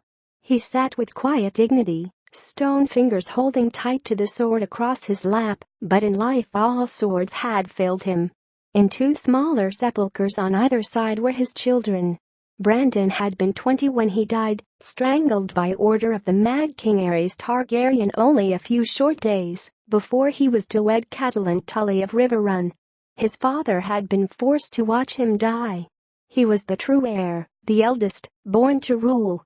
Lyanna had only been 16, a child woman of surpassing loveliness. Ned had loved her with all his heart. Robert had loved her even more. She was to have been his bride. She was more beautiful than that, the king said after a silence. His eyes lingered on Lyanna's face, as if he could will her back to life. Finally he rose, made awkward by his weight. Damn it, Ned, did you have to bury her in a place like this?" His voice was hoarse with remembered grief. "She deserved more than darkness. She was a Stark of Winterfell," Ned said quietly. "This is her place.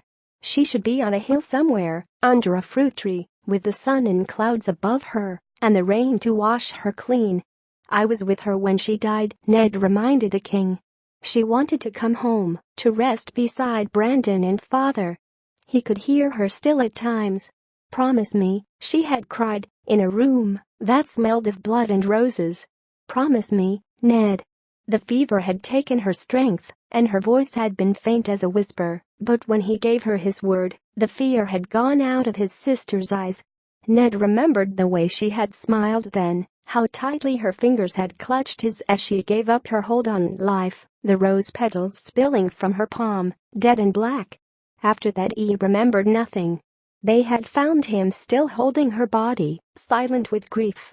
The little Cranogman, Howland Reed, had taken her hand from his. Ned could recall none of it.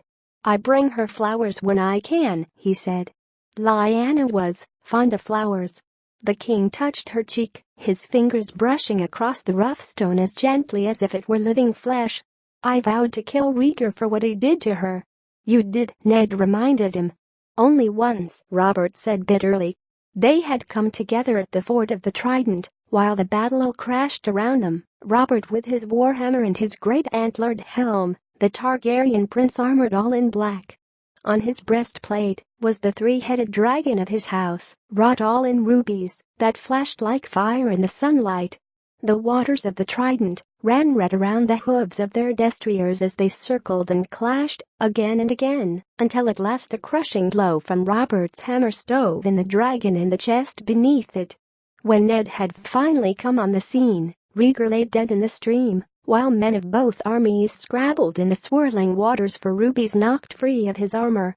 "In my dreams, I kill him every night," Robert admitted. "1,000 deaths will still be less than he deserves." There was nothing Ned could say to that. After a quiet, he said, "We should return, Your Grace. Your wife will be waiting." "The others take my wife," Robert muttered sourly, but he started back the way they had come, his footsteps falling heavily. "And if I hear Your Grace once more, I'll have your head on a spike. We are more to each other than that." "I had not forgotten," Ned replied quietly. When the king did not answer, he said, "Tell me about John." Robert shook his head. "I have never seen a man sicken so quickly. We gave a tourney on my son's name day. If you had seen John then, you would have sworn he would live forever. A fortnight later he was dead. The sickness was like a fire in his gut. It burned right through him." He paused beside a pillar, before the tomb of a long-dead Stark. "I loved that old man." "We both did." Ned paused a moment. "Catelyn fears for her sister. How does Lysa bear her grief?" Robert's mouth gave a bitter twist. "Not well, in truth," he admitted. "I think losing John has driven the woman mad, Ned. She has taken the boy back to the Eyrie. Against my wishes. I had hoped to foster him with Tywin Lannister at Casterly Rock. John had no brothers, no other sons. Was I supposed to leave him to be raised by women? Ned would sooner entrust a child to a pit viper than to Lord Tywin, but he left his doubts unspoken. Some old wounds never truly heal and bleed again at the slightest word. "The wife has lost the husband," he said carefully. "Perhaps the mother feared to lose the son. The boy is very young, 6, and sickly, and Lord of the Eyrie, gods have mercy," the king swore. Lord Tywin had never taken a ward before. Lysa ought to have been honored. The Lannisters are a great and noble house. She refused to even hear of it. Then she left in the dead of night, without so much as a "by your leave." Cersei was furious. He sighed deeply. "The boy is my namesake, did you know that? Robert Arryn. I am sworn to protect him." "How can I do that, if his mother steals him away?" "I will take him as ward, if you wish," Ned said. "Lysa should consent to that. She and Catelyn were close as girls, and she would be welcome here as well." "A generous offer, my friend," the king said, "but too late. Lord Tywin has already given his consent. Fostering the boy elsewhere would be a grievous affront to him. I have more concern for my nephew's welfare than I do for Lannister pride," Ned declared. "That is because you do not sleep with a Lannister." Robert laughed, the sound rattling among the tombs and bouncing from the vaulted ceiling. His smile was a flash of white teeth in the thicket of the huge black beard. Ned," he said, "you are still too serious." He put a massive arm around Ned's shoulders. "I had planned to wait a few days to speak to you, but I see now there's no need for it. Come, walk with me." They started back down between the pillars. Blind stone eyes seemed to follow them as they passed. The king kept his arm around Ned's shoulder. "You must have wondered why I finally came north to Winterfell after so long." Ned had his suspicions, but he did not give them voice. "For the joy of my company, surely," he said lightly. "And there is the wall. You need to see it, Your Grace, to walk along its battlements and talk to those who man it. The Night's Watch is a shadow of what it once was. Benjen says, no doubt I will hear what your brother says soon enough," Robert said. "The wall has stood for what, 8,000 years? It can keep a few days more. I have more pressing concerns. These are difficult times. I need good men about me. Men like Jon Arryn. He served as Lord of the Eyrie, as Warden of the East, as the Hand of the King. He will not be easy to replace. His son, Ned began. His son will succeed to the heir and all its incomes, Robert said brusquely. No more. That took Ned by surprise. He stopped, startled, and turned to look at his king. The words came unbidden. The Aarons have always been wardens of the East. The title goes with the domain. Perhaps when he comes of age, the honor can be restored to him, Robert said. I have this year to think of, and next. A 6-year-old boy is no war leader, Ned. In peace, the title is only an honor. Let the boy keep it. For his father's sake, if not his own.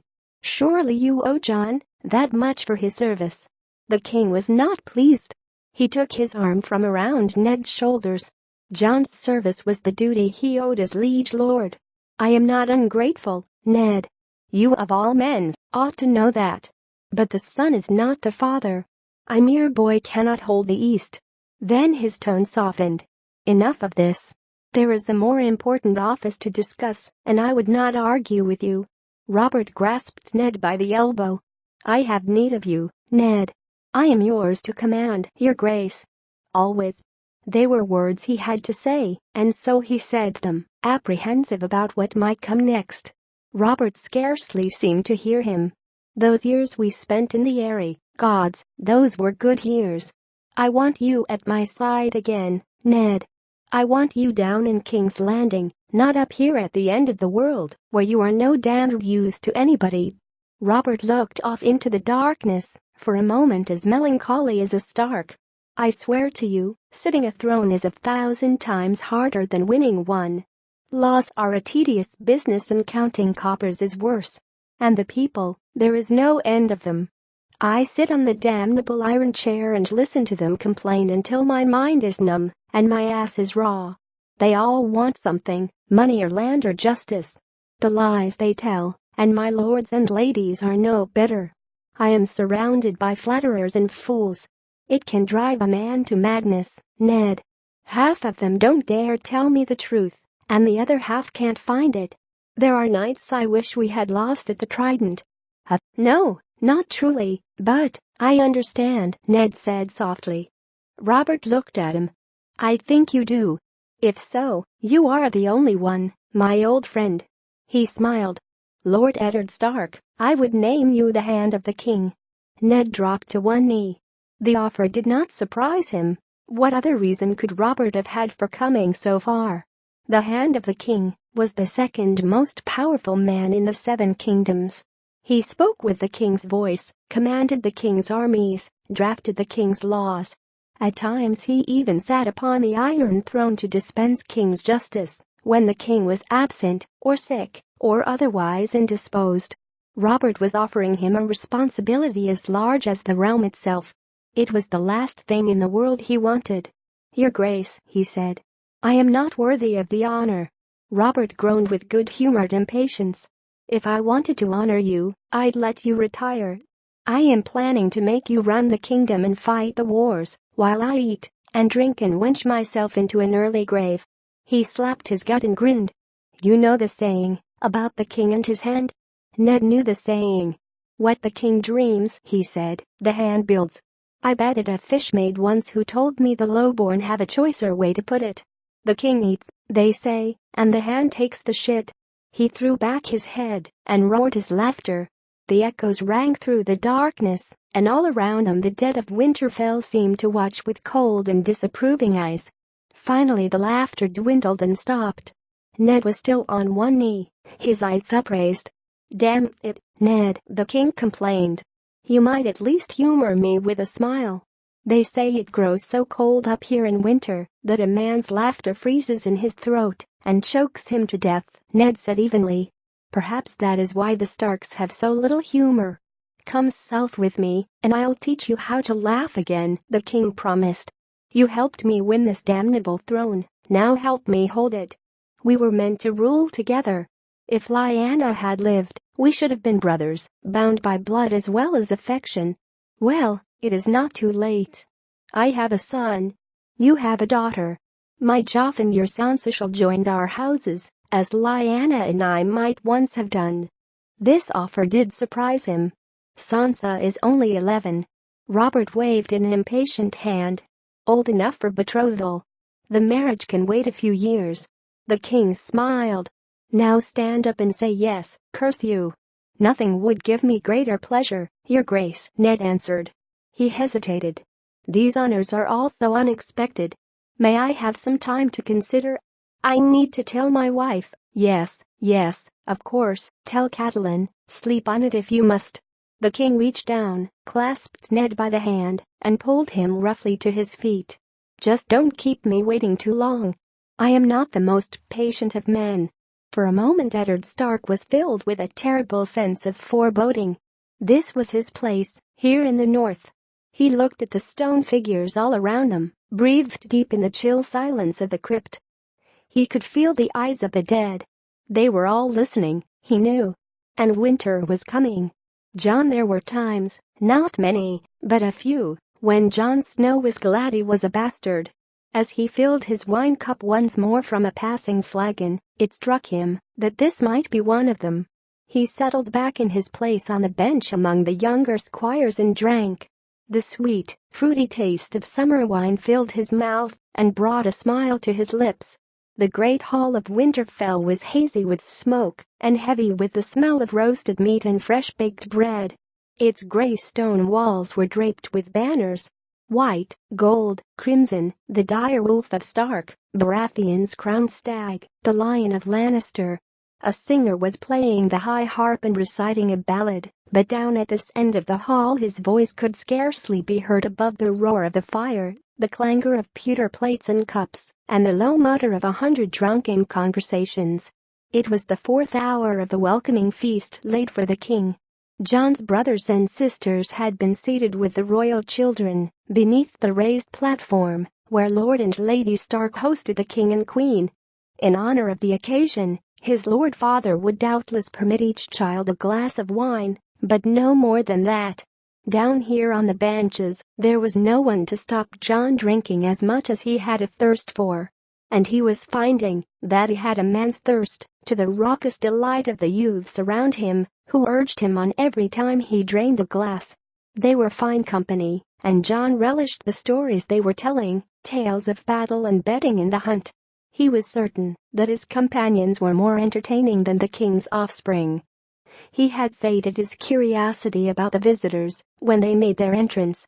The procession had passed not a foot from the place he had been given on the bench, and Jon had gotten a good long look at them all. His lord father had come first, escorting the queen. She was as beautiful as men said. A jeweled tiara gleamed amidst her long golden hair, its emeralds a perfect match for the green of her eyes. His father helped her up the steps to the dais and led her to her seat, but the queen never so much as looked at him. Even at 14, Jon could see through her smile. Next had come King Robert himself, with Lady Stark on his arm. The king was a great disappointment to Jon. His father had talked of him often, the peerless Robert Baratheon, demon of the trident, the fiercest warrior of the realm, a giant among princes. Jon saw only a fat man, red-faced under his beard, sweating through his silks. He walked like a man half in his cups. After them came the children. Little Rickon first, managing the long walk with all the dignity a 3-year-old could muster. Jon had to urge him on when he stopped to visit. Close behind came Robb, in grey wool trimmed with white, the Stark colors. He had the Princess Myrcella on his arm. She was a wisp of a girl, not quite 8, her hair a cascade of golden curls under a jeweled net. Jon noticed the shy looks she gave Robb as they passed between the tables, and the timid way she smiled at him. He decided she was insipid. Robb didn't even have the sense to realize how stupid she was. He was grinning like a fool. His half-sisters escorted the royal princes. Arya was paired with plump young Tommen, whose white blonde hair was longer than hers. Sansa, 2 years older, drew the crown prince, Joffrey Baratheon. He was 12, younger than Jon or Robb, but taller than either, to Jon's vast dismay. Prince Joffrey had his sister's hair and his mother's deep green eyes. A thick tangle of blonde curls dripped down past his golden choker and high velvet collar. Sansa looked radiant as she walked beside him, But John did not like Joffrey's pouty lips or the bored, disdainful way he looked at Winterfell's great hall. He was more interested in a pair that came behind him, the Queen's brothers, the Lannisters of Casterly Rock. The Lion and the Imp. There was no mistaking which was which. Sir Jaime Lannister was twin to Queen Cersei, tall and golden, with flashing green eyes and a smile that cut like a knife. He wore crimson silk, high black boots, a black satin cloak. On the breast of his tunic, the lion of his house was embroidered in gold thread, roaring its defiance. They called him the Lion of Lannister to his face and whispered Kingslayer behind his back. John found it hard to look away from him. This is what a king should look like, he thought to himself as the man passed. Then he saw the other one, waddling along half hidden by his brother's side. Tyrion Lannister, the youngest of Lord Tywin's brood, and by far the ugliest. All that the gods had given to Cersei and Jaime, they had denied Tyrion. He was a dwarf, half his brother's height, struggling to keep pace on stunted legs. His head was too large for his body, with a brute squashed-in face beneath the swollen shelf of brow. One green eye and one black one peered out from under a lank fall of hair so blonde it seemed white. John watched him with fascination. The last of the High Lords to enter were his uncle, Benjen Stark of the Night's Watch, and his father's ward, young Theon Greyjoy. Benjen gave John a warm smile as he went by. Theon ignored him utterly, but there was nothing new in that. After all had been seated, toasts were made, thanks were given and returned, and then the feasting began. John had started drinking then, and he had not stopped. Something rubbed against his leg beneath the table. John saw red eyes staring up at him. "Hungry again?" he asked. There was still half a honeyed chicken in the center of the table. John reached out to tear off a leg, then had a better idea. He knifed the bird whole and let the carcass slide to the floor between his legs. Ghost ripped into it in savage silence. His brothers and sisters had not been permitted to bring their wolves to the banquet, but there were more curs than John could count at this end of the hall, and no one had said a word about his pup. He told himself he was fortunate in that too. His eyes stung. John rubbed at them savagely, cursing the smoke. He swallowed another gulp of wine and watched his dire wolf devour the chicken. Dogs moved between the tables, trailing after the serving girls. One of them, a black mongrel bitch with long yellow eyes, caught a scent of the chicken. She stopped and edged under the bench to get a share. John watched the confrontation. The bitch growled low in her throat and moved closer. Ghost looked up, silent, and fixed the dog with those hot red eyes. The bitch snapped an angry challenge. She was 3 times the size of the dire wolf pup. Ghost did not move. He stood over his prize and opened his mouth, baring his fangs. The bitch tensed, barked again, then thought better of this fight. She turned and slunk away, with one last defiant snap to save her pride. Ghost went back to his meal. John grinned and reached under the table to ruffle the shaggy white fur. The dire wolf looked up at him, nipped gently at his hand, then went back to eating. "Is this one of the deer wolves I've heard so much of?" a familiar voice asked close at hand. John looked up happily as his Uncle Ben put a hand on his head and ruffled his hair much as John had ruffled the wolf's. "Yes," he said. "His name is Ghost." One of the squires interrupted the bawdy story he'd been telling to make room at the table for their lord's brother. Benjen Stark straddled the bench with long legs and took the wine cup out of John's hand. "Summer wine," he said after a taste. "Nothing so sweet. How many cups have you had, John?" John smiled. Ben Stark laughed. "As I feared. Well, I believe I was younger than you the first time I got truly and sincerely drunk." He snagged a roasted onion, dripping brown with gravy, from a nearby trencher and bit into it. It crunched. His uncle was sharp-featured and gaunt as our mountain crag, but there was always a hint of laughter in his blue-gray eyes. He dressed in black, as befitted a man of the Night's Watch. Tonight it was rich black velvet, with high leather boots and a wide belt with a silver buckle. A heavy silver chain was looped round his neck. Benjen watched Ghost with amusement as he ate his onion. "A very quiet wolf," he observed. "He's not like the others," John said. "He never makes a sound. That's why I named him Ghost. That, and because he's white. The others are all dark, gray or black. There are still deer wolves beyond the wall. We hear them on our rangings."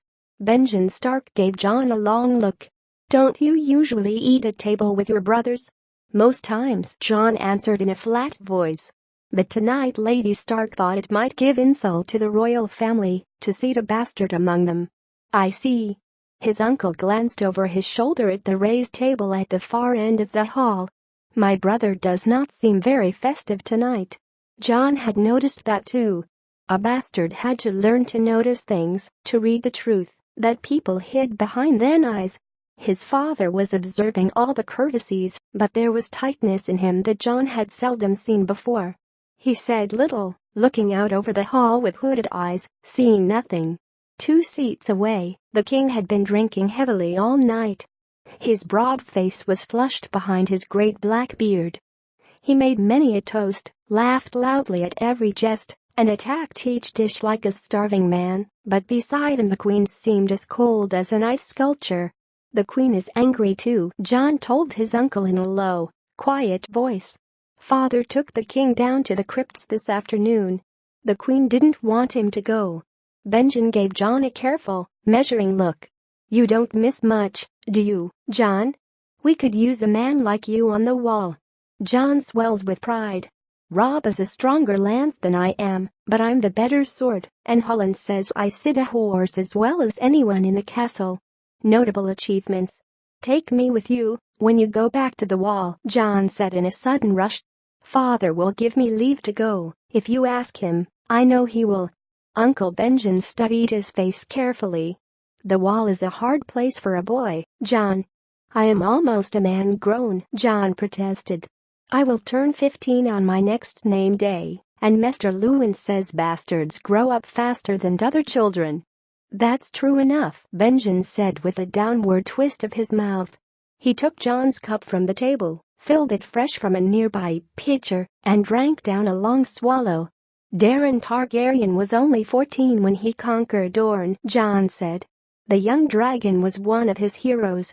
"A conquest that lasted a summer," his uncle pointed out. "Your boy king lost 10,000 men taking the place, and another 50 trying to hold it. Someone should have told him that war isn't a game." He took another sip of wine. "Also," he said, wiping his mouth, "Daeron Targaryen was only 18 when he died. Or have you forgotten that part?" "I forget nothing," John boasted. The wine was making him bold. He tried to sit very straight to make himself seem taller. "I want to serve in the night's watch, uncle." He had thought on it long and hard, lying abed at night while his brothers slept around him. Rob would someday inherit Winterfell, would command great armies as the Warden of the North. Bran and Rickon would be Rob's barmermen and rule holdfasts in his name. His sisters Arya and Sansa would marry the heirs of other great houses and go south as mistress of castles of their own. But what place could a bastard hope to earn? "You don't know what you're asking, John. The Night's Watch is a sworn brotherhood. We have no families. None of us will ever father sons. Our wife is duty. Our mistress is honor." "A bastard can have honor too," John said. "I am ready to swear your oath." "You are a boy of 14, Benjamin said. "Not a man, not yet. Until you have known a woman, you cannot understand what you would be giving up." "I don't care about that," John said hotly. "You might, if you knew what it meant," Benjamin said. "If you knew what the oath would cost you, you might be less eager to pay the price, son." John felt anger rise inside him. "I'm not your son." Benjamin Stark stood up. "More's the pity." He put a hand on John's shoulder. "Come back to me after you've fathered a few bastards of your own, and we'll see how you feel." John trembled. "I will never father a bastard," he said carefully. "Never." He spat it out like venom. Suddenly he realized that the table had fallen silent and they were all looking at him. He felt the tears begin to well behind his eyes. He pushed himself to his feet. "I must be excused," he said with the last of his dignity. He whirled and bolted before they could see him cry. He must have drank more wine than he had realized. His feet got tangled under him as he tried to leave, and he lurched sideways into a serving girl and sent a flagon of spiced wine crashing to the floor. Laughter boomed all around him, and John felt hot tears on his cheeks. Someone tried to steady him. He wrenched free of their grip and ran, half blind, for the door. Ghost followed close at his heels, out into the night. The yard was quiet and empty. A lone sentry stood high on the battlements of the inner wall, his cloak pulled tight around him against the cold. He looked bored and miserable as he huddled there alone, but John would have traded places with him in an instant. Otherwise the castle was dark and deserted. John had seen an abandoned holdfast once, a drear place where nothing moved, but the wind and the stones kept silent about whatever people had lived there. Winterfell reminded him of that tonight. The sounds of music and song spilled through the open windows behind him. They were the last things John wanted to hear. He wiped away his tears on the sleeve of his shirt, furious that he had let them fall, and turned to go. "Boy," a voice called out to him. John turned. Tyrion Lannister was sitting on the ledge above the door to the great hall, looking for all the world like a gargoyle. The dwarf grinned down at him. "Is that animal a wolf?" "A dire wolf," John said. "His name is Ghost."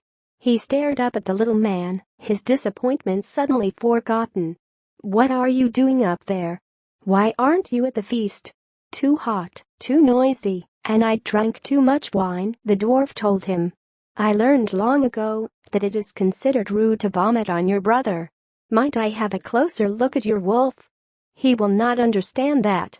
He is a king now, and kings are not like other men. If you refuse to serve him, he will wonder why, and sooner or later he will begin to suspect that you oppose him. Can't you see the danger that would put us in?" Ned shook his head, refusing to believe. "Robert would never harm me, or any of mine. We were closer than brothers. He loves me. If I refuse him, he will roar and curse and bluster, and in a week we will laugh about it together. I know the man." "You knew the man," she said. "The king is a stranger to you." Catelyn remembered the dire wolf dead in the snow, the broken antler lodged deep in her throat. She had to make him see. "Pride is everything to a king, my lord. Robert came all this way to see you, to bring you these great honors. You cannot throw them back in his face." "Honors?" Ned laughed bitterly. "In his eyes, yes," she said. "And in yours?" "And in mine," she blazed, angry now. "Why couldn't he see? He offers his own son in marriage to our daughter. What else would you call that? Sansa might someday be queen. Her sons could rule from the wall to the mountains of Dome. What is so wrong with that?" "Gods, Catelyn, Sansa is only 11, Ned said. "And Joffrey is," she finished for him. "Crown Prince, and heir to the Iron Throne. And I was only 12 when my father promised me to your brother Brandon." That brought a bitter twist to Ned's mouth. "Brandon?" "Yes. Brandon would know what to do. He always did. It was all meant for Brandon. You, Winterfell, everything. He was born to be a king's hand and a father to queens. I never asked for this cup to pass to me." "Perhaps not," Catelyn said, "but Brandon is dead, and the cup has passed, and you must drink from it, like it or not." Ned turned away from her, back to the night. He stood staring out in the darkness, watching the moon and the stars perhaps, or perhaps the sentries on the wall. Catelyn softened then, to see his pain. Eddard Stark had married her in Brandon's place, as custom decreed, but the shadow of his dead brother still lay between them, as did the other, the shadow of the woman he would not name, the woman who had borne him his bastard son. She was about to go to him, when the knock came at the door, loud and unexpected. Ned turned, frowning. "What is it?" Desmond's voice came through the door. "My lord, Mr. Lewin is without, and begs urgent audience." "You told him I had left orders not to be disturbed?" "Yes, my lord. He insists." "Very well. Send him in." Ned crossed to the wardrobe and slipped on a heavy robe. Catelyn realized suddenly how cold it had become.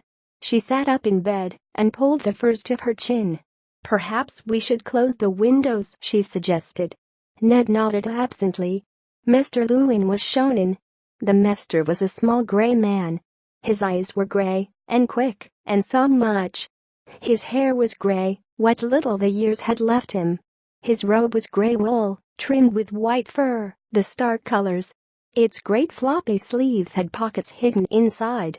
Lewin was always tucking things into those sleeves and producing other things from them: books, messages, strange artifacts, toys for the children.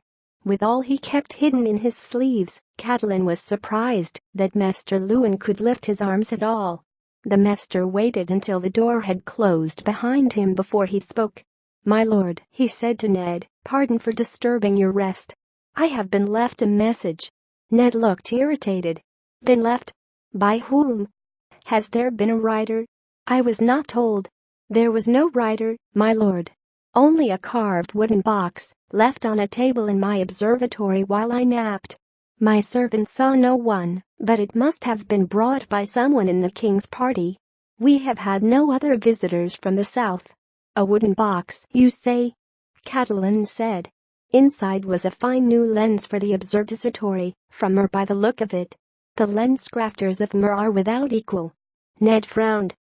He had little patience for this sort of thing, Catalin knew. "A lens," he said. "What has that to do with me?" "I asked the same question," Mr. Lewin said. Clearly there was more to this than the seeming. Under the heavy weight of her furs, Catalin shivered. "A lens is an instrument to help us see." "Indeed it is." He fingered the collar of his order, a heavy chain worn tight around the neck beneath his robe, each link forged from a different metal. Catalin could feel dread stirring inside her once again. "What is it that they would have us see more clearly?" "The very thing I asked myself." Mr. Lewin drew a tightly rolled paper out of his sleeve.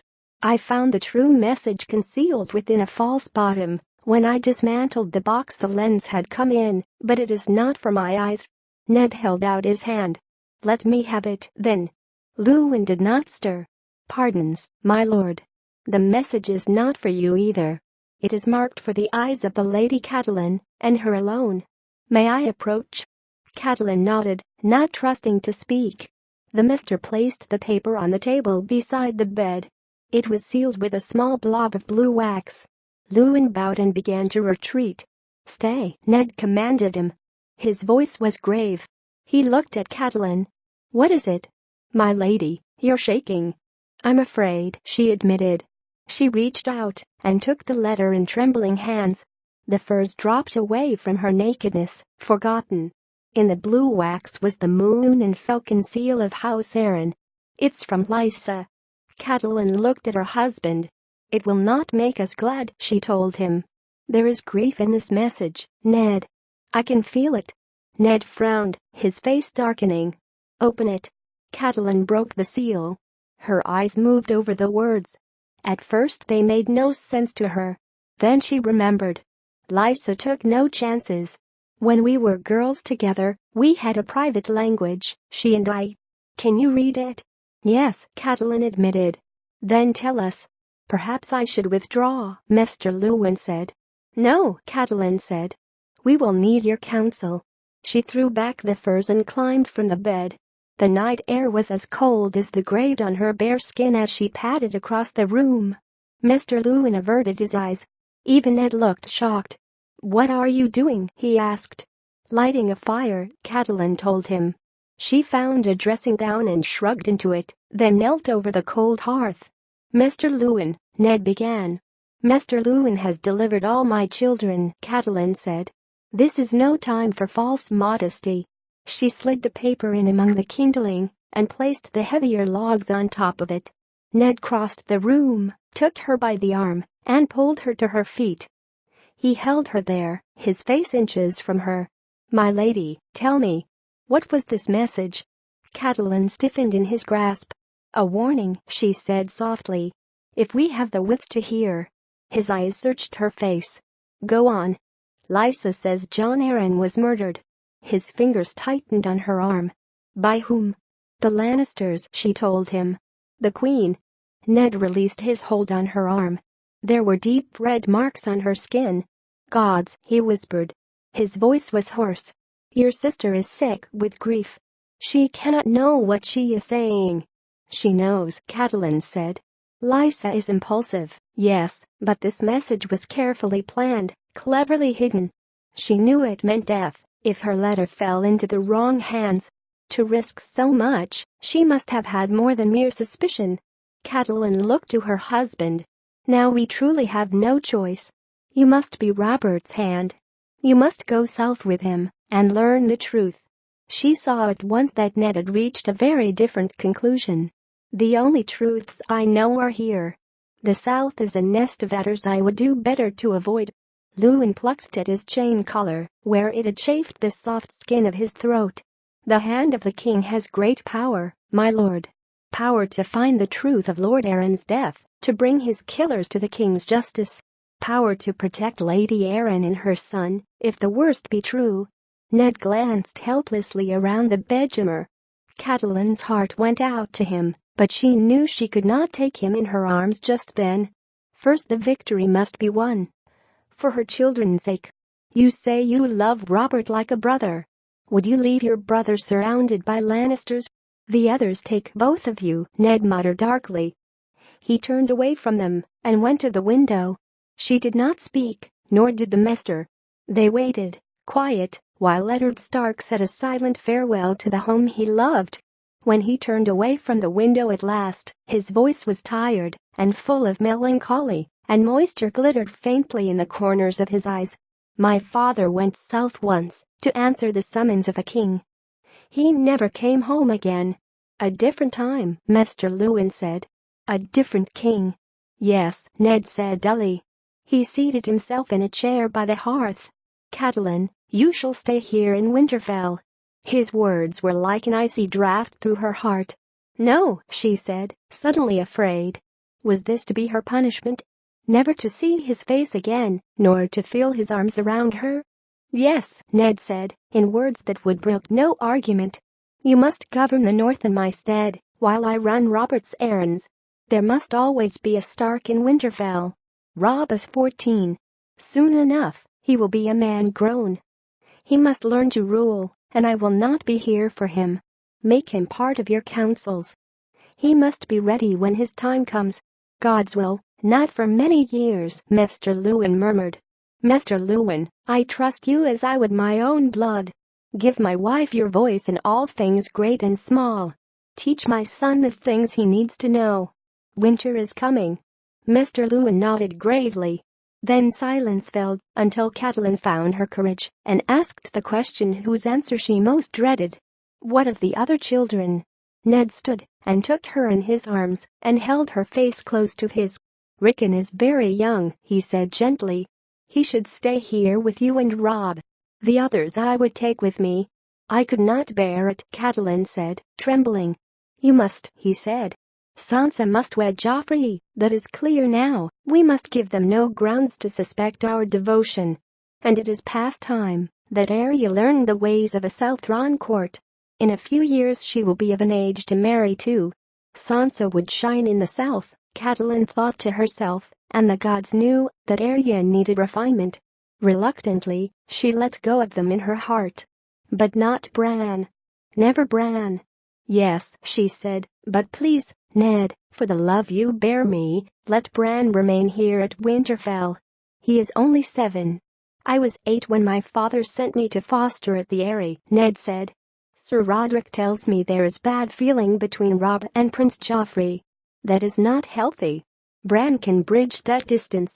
He is a sweet boy, quick to laugh, easy to love. Let him grow up with the young princes, let him become their friend as Robert became mine. Our house will be the safer for it. He was right. Catelyn knew it. It did not make the pain any easier to bear. She would lose all 4 of them, then Ned, and both girls, and her sweet, loving Bran. Only Robb and little Rickon would be left to her. She felt lonely already. Winterfell was such a vast place. Keep him off the walls, then, she said bravely. You know how Bran loves to climb. Ned kissed the tears from her eyes before they could fall. Thank you, my lady, he whispered. This is hard, I know. "What of Jon Snow, my lord?" Mr. Lewin asked. Catelyn tensed at the mention of the name. Ned felt the anger in her and pulled away. Many men fathered bastards. Catelyn had grown up with that knowledge. It came as no surprise to her, in the first year of her marriage, to learn that Ned had fathered a child on some girl chance met on campaign. He had a man's needs, after all, and they had spent that year apart, Ned off at war in the south, while she remained safe in her father's castle at River Run. Her thoughts were more of Rob, the infant at her breast, than of the husband she scarcely knew. He was welcome to whatever solace he might find between battles. And if his seed quickened, she expected he would see to the child's needs. He did more than that. The Starks were not like other men.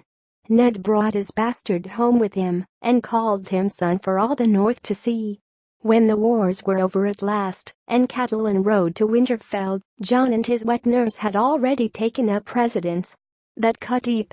Ned would not speak of the mother, not so much as a word, but a castle has no secrets, and Catelyn heard her maids repeating tales they heard from the lips of her husband's soldiers.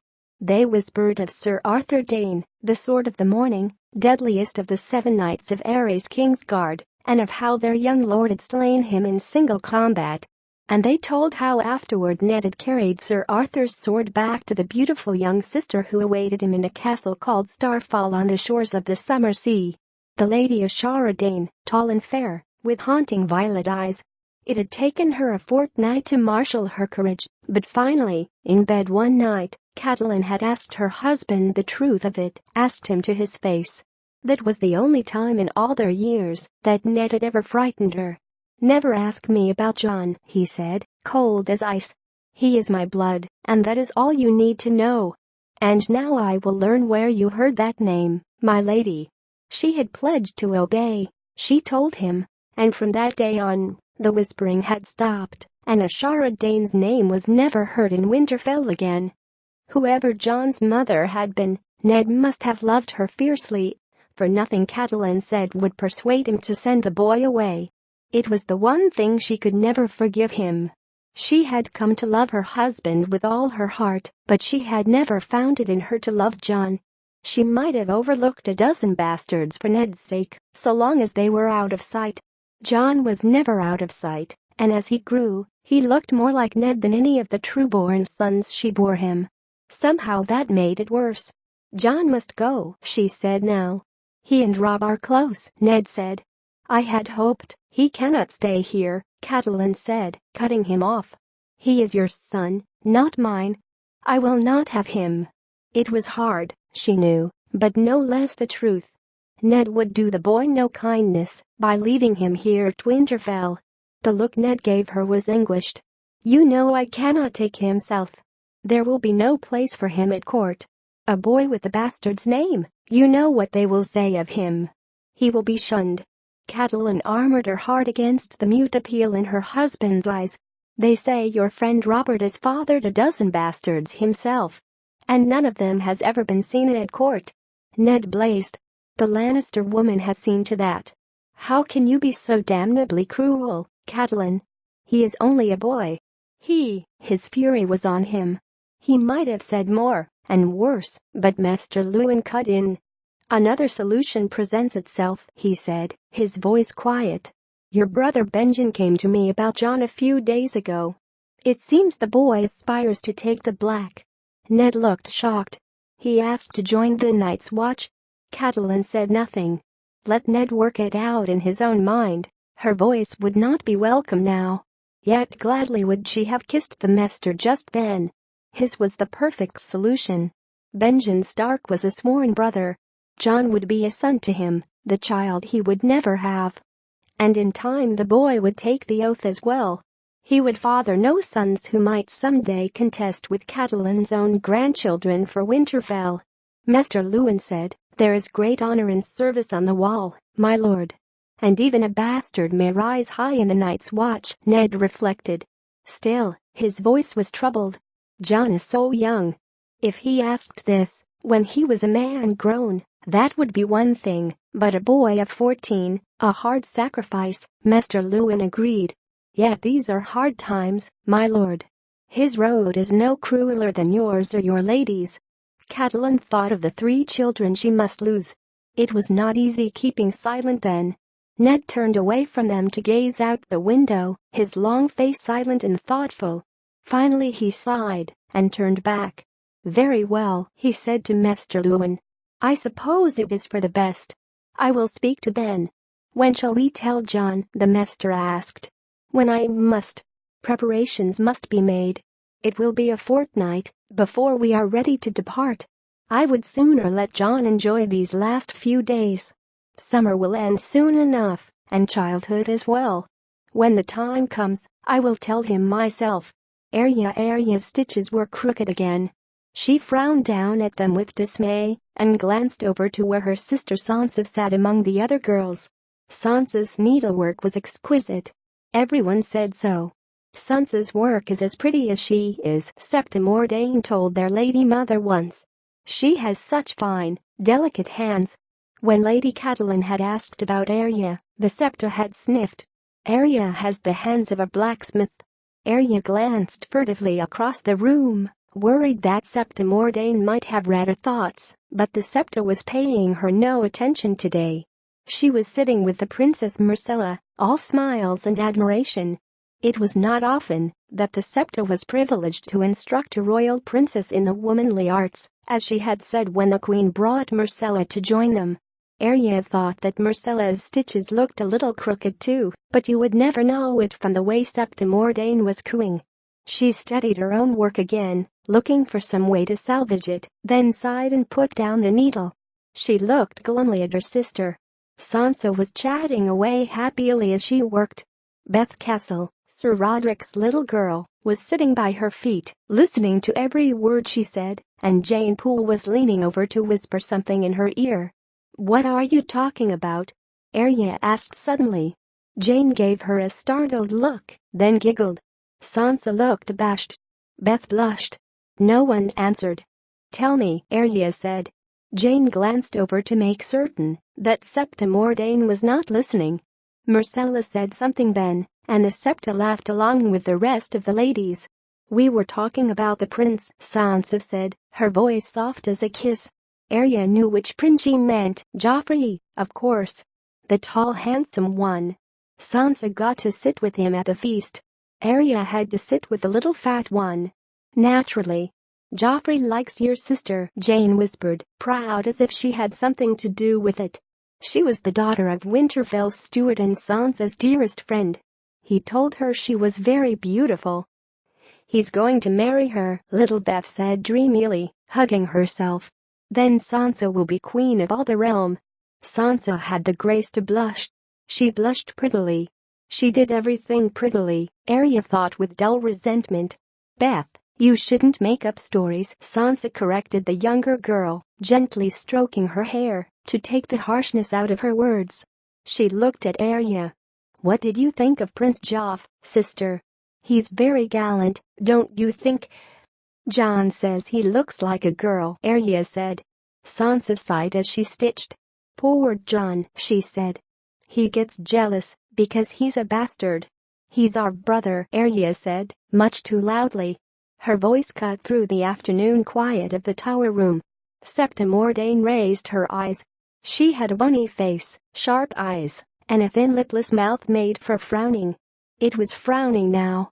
"What are you talking about, children?" "Our half-brother," Sansa corrected, soft and precise. She smiled for the Septa. "Arya and I were remarking on how pleased we were to have the princess with us today," she said. Septa Mordane nodded. "Indeed. A great honor for us all." Princess Myrcella smiled uncertainly at the compliment. "Arya, why aren't you at work?" the Septa asked. She rose to her feet, starched skirts rustling as she started across the room. "Let me see your stitches." Arya wanted to scream. It was just like Sansa to go and attract the Septa's attention. "Here," she said, surrendering up her work. The Septa examined the fabric. Arya, she said. "This will not do. This will not do at all." Everyone was looking at her. It was too much. Sansa was too well-bred to smile at her sister's disgrace, but Jane was smirking on her behalf. Even Princess Marcella looked sorry for her. Arya felt tears filling her eyes. She pushed herself out of her chair and bolted for the door. Septim Ordain called after her. "Arya, come back here. Don't you take another step. Your lady mother will hear of this. In front of our royal princess too. You'll shame us all." Arya stopped at the door and turned back, biting her lip. The tears were running down her cheeks now. She managed a stiff little bow to Marcella. "By your leave, my lady." Marcella blinked at her and looked to her ladies for guidance, but if she was uncertain, Septim Ordain was not. "Just where do you think you are going, Arya?" the Septive demanded. Arya glared at her.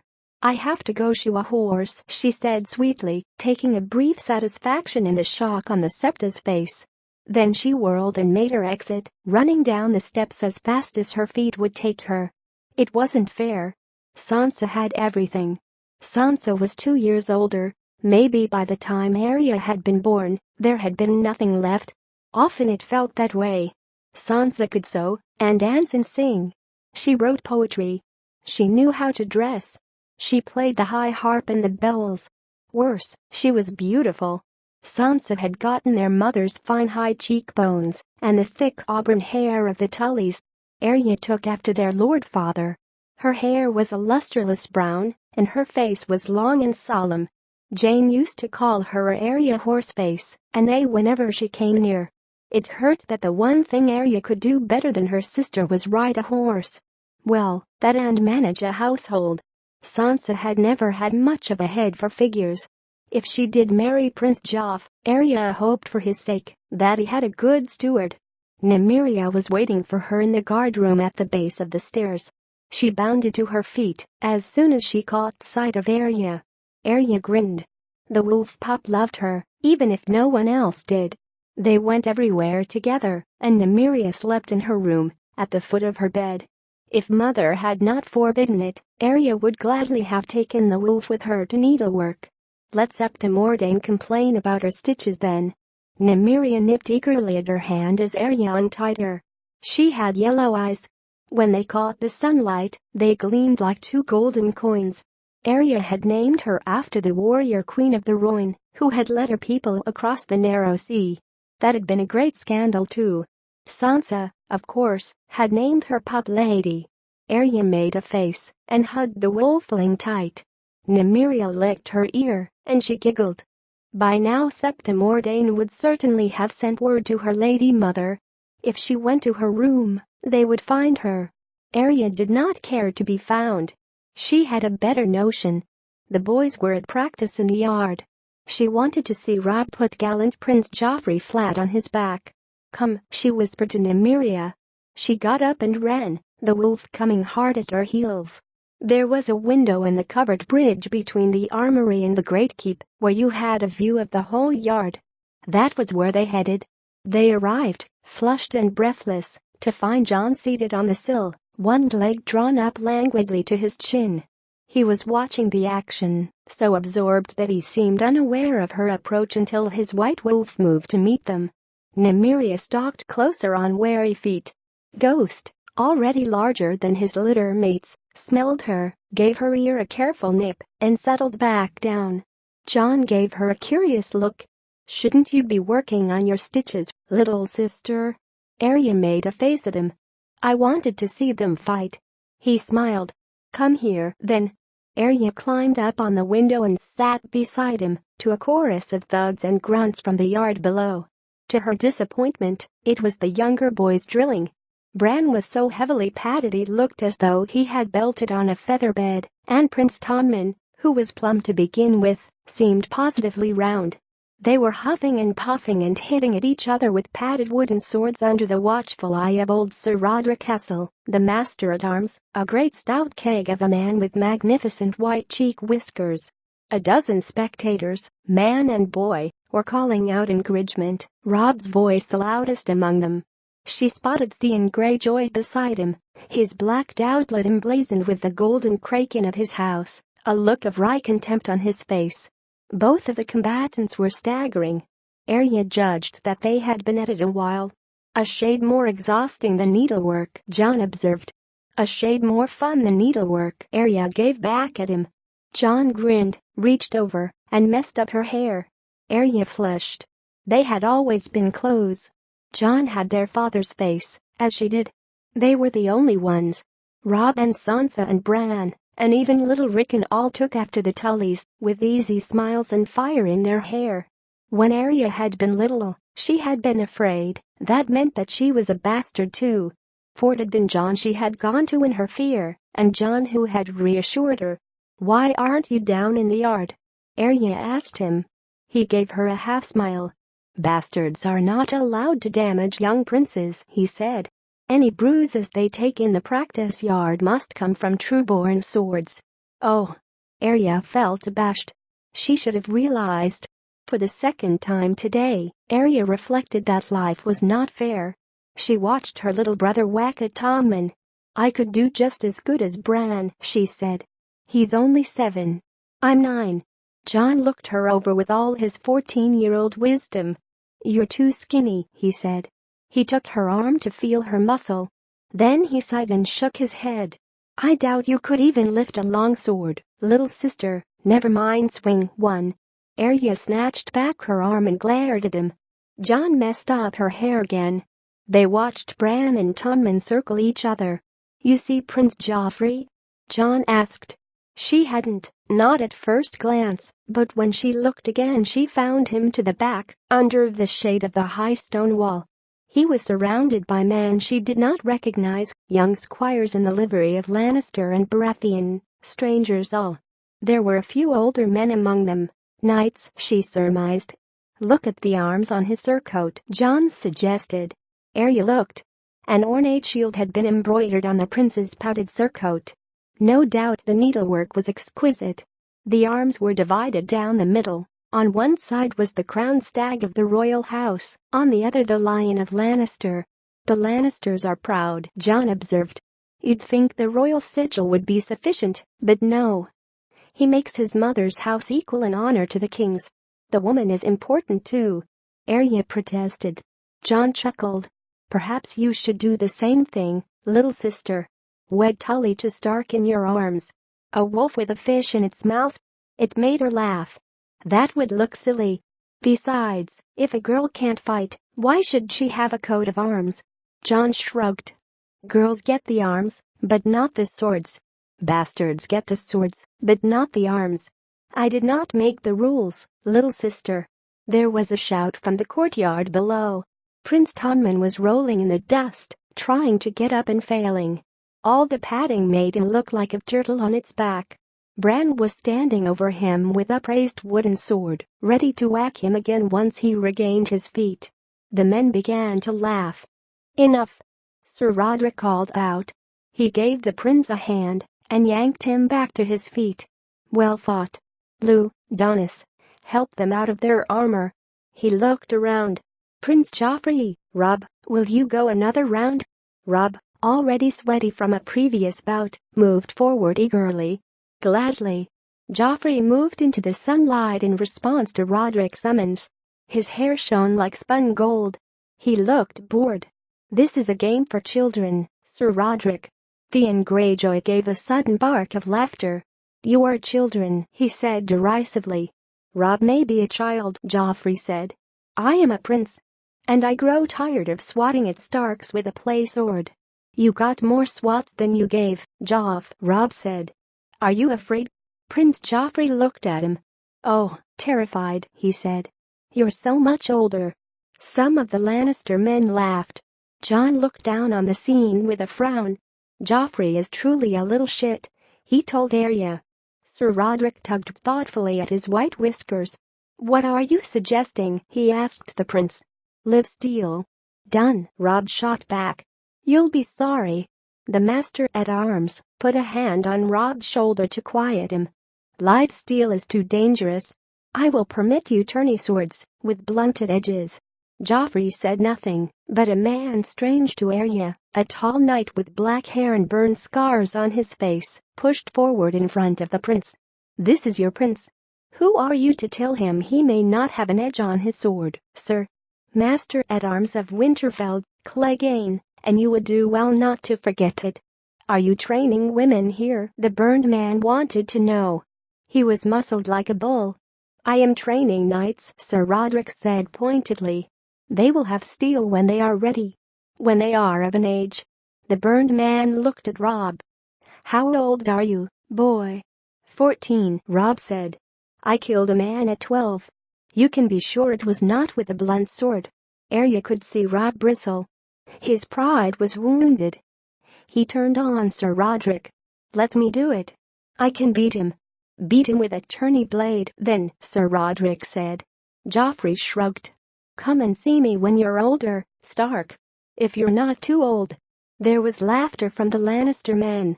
Rob's curses rang through the yard. Arya covered her mouth in shock. Theon Greyjoy seized Rob's arm to keep him away from the prince. Sir Roderick tugged at his whiskers in dismay. Joffrey feigned a yawn and turned to his younger brother. Come, Tommen, he said. The hour of play is done. Leave the children to their frolics. That brought more laughter from the Lannisters, more curses from Rob. Sir Roderick's face was beet red with fury under the white of his whiskers.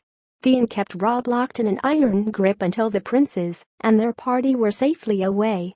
Jon watched them leave, and Arya watched Jon. His face had grown as still as the pool at the heart of the godswood. Finally he climbed down off the window. The show is done, he said. He bent to scratch Ghost behind the ears. The white wolf rose and rubbed against him. You had best run back to your room, little sister. Septa Mordane will surely be lurking. The longer you hide, the sterner the penance.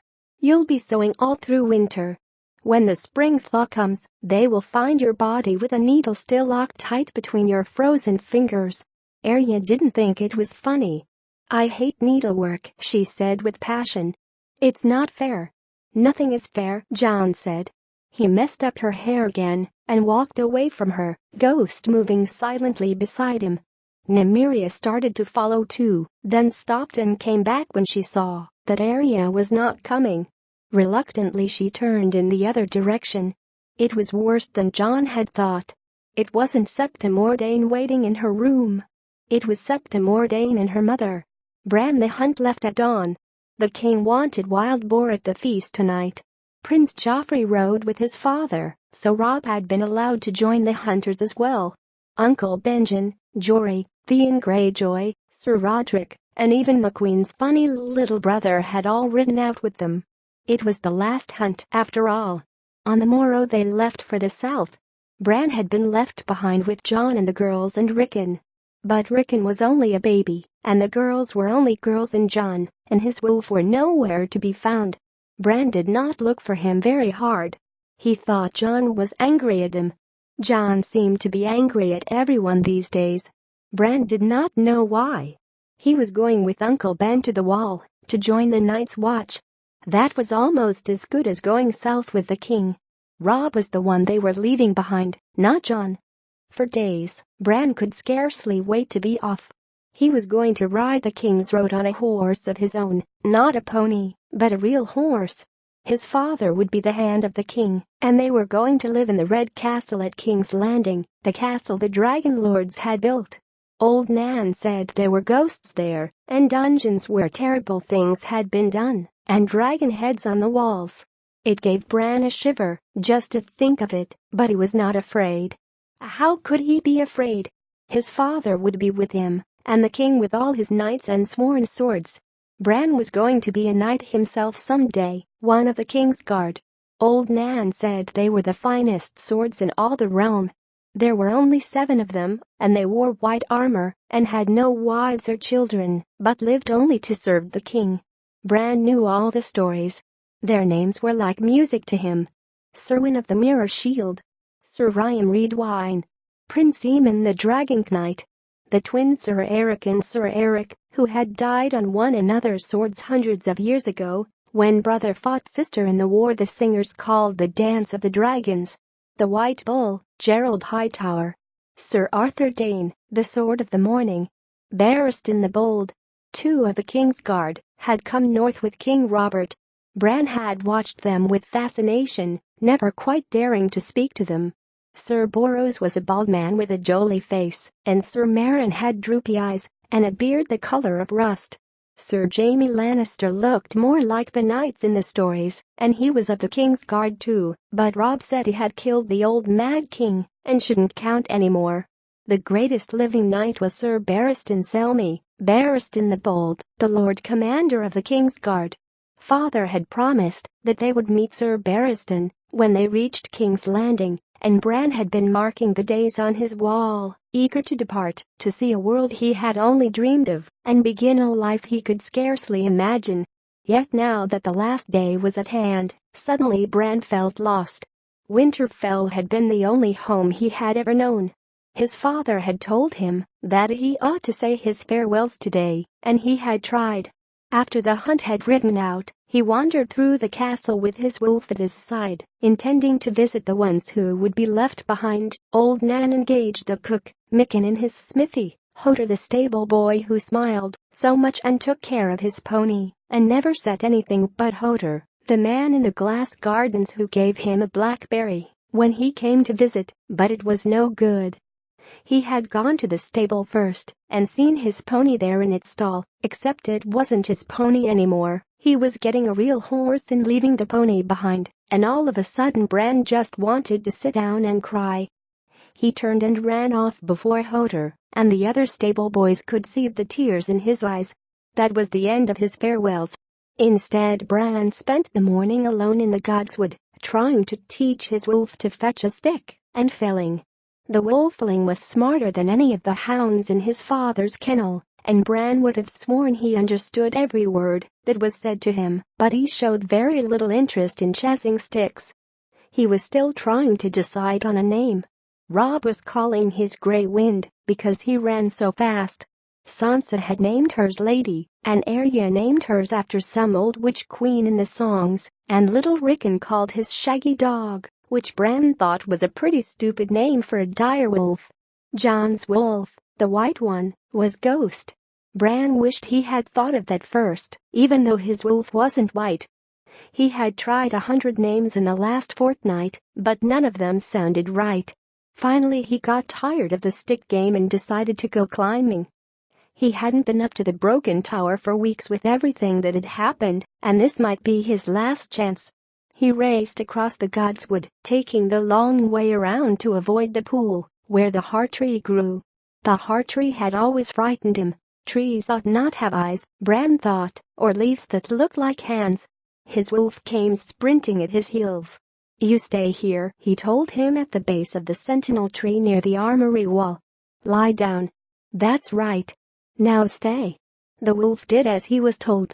Bran scratched him behind the ears, then turned away, jumped, grabbed a low branch, and pulled himself up. He was halfway up the tree, moving easily from limb to limb, when the wolf got to his feet and began to howl.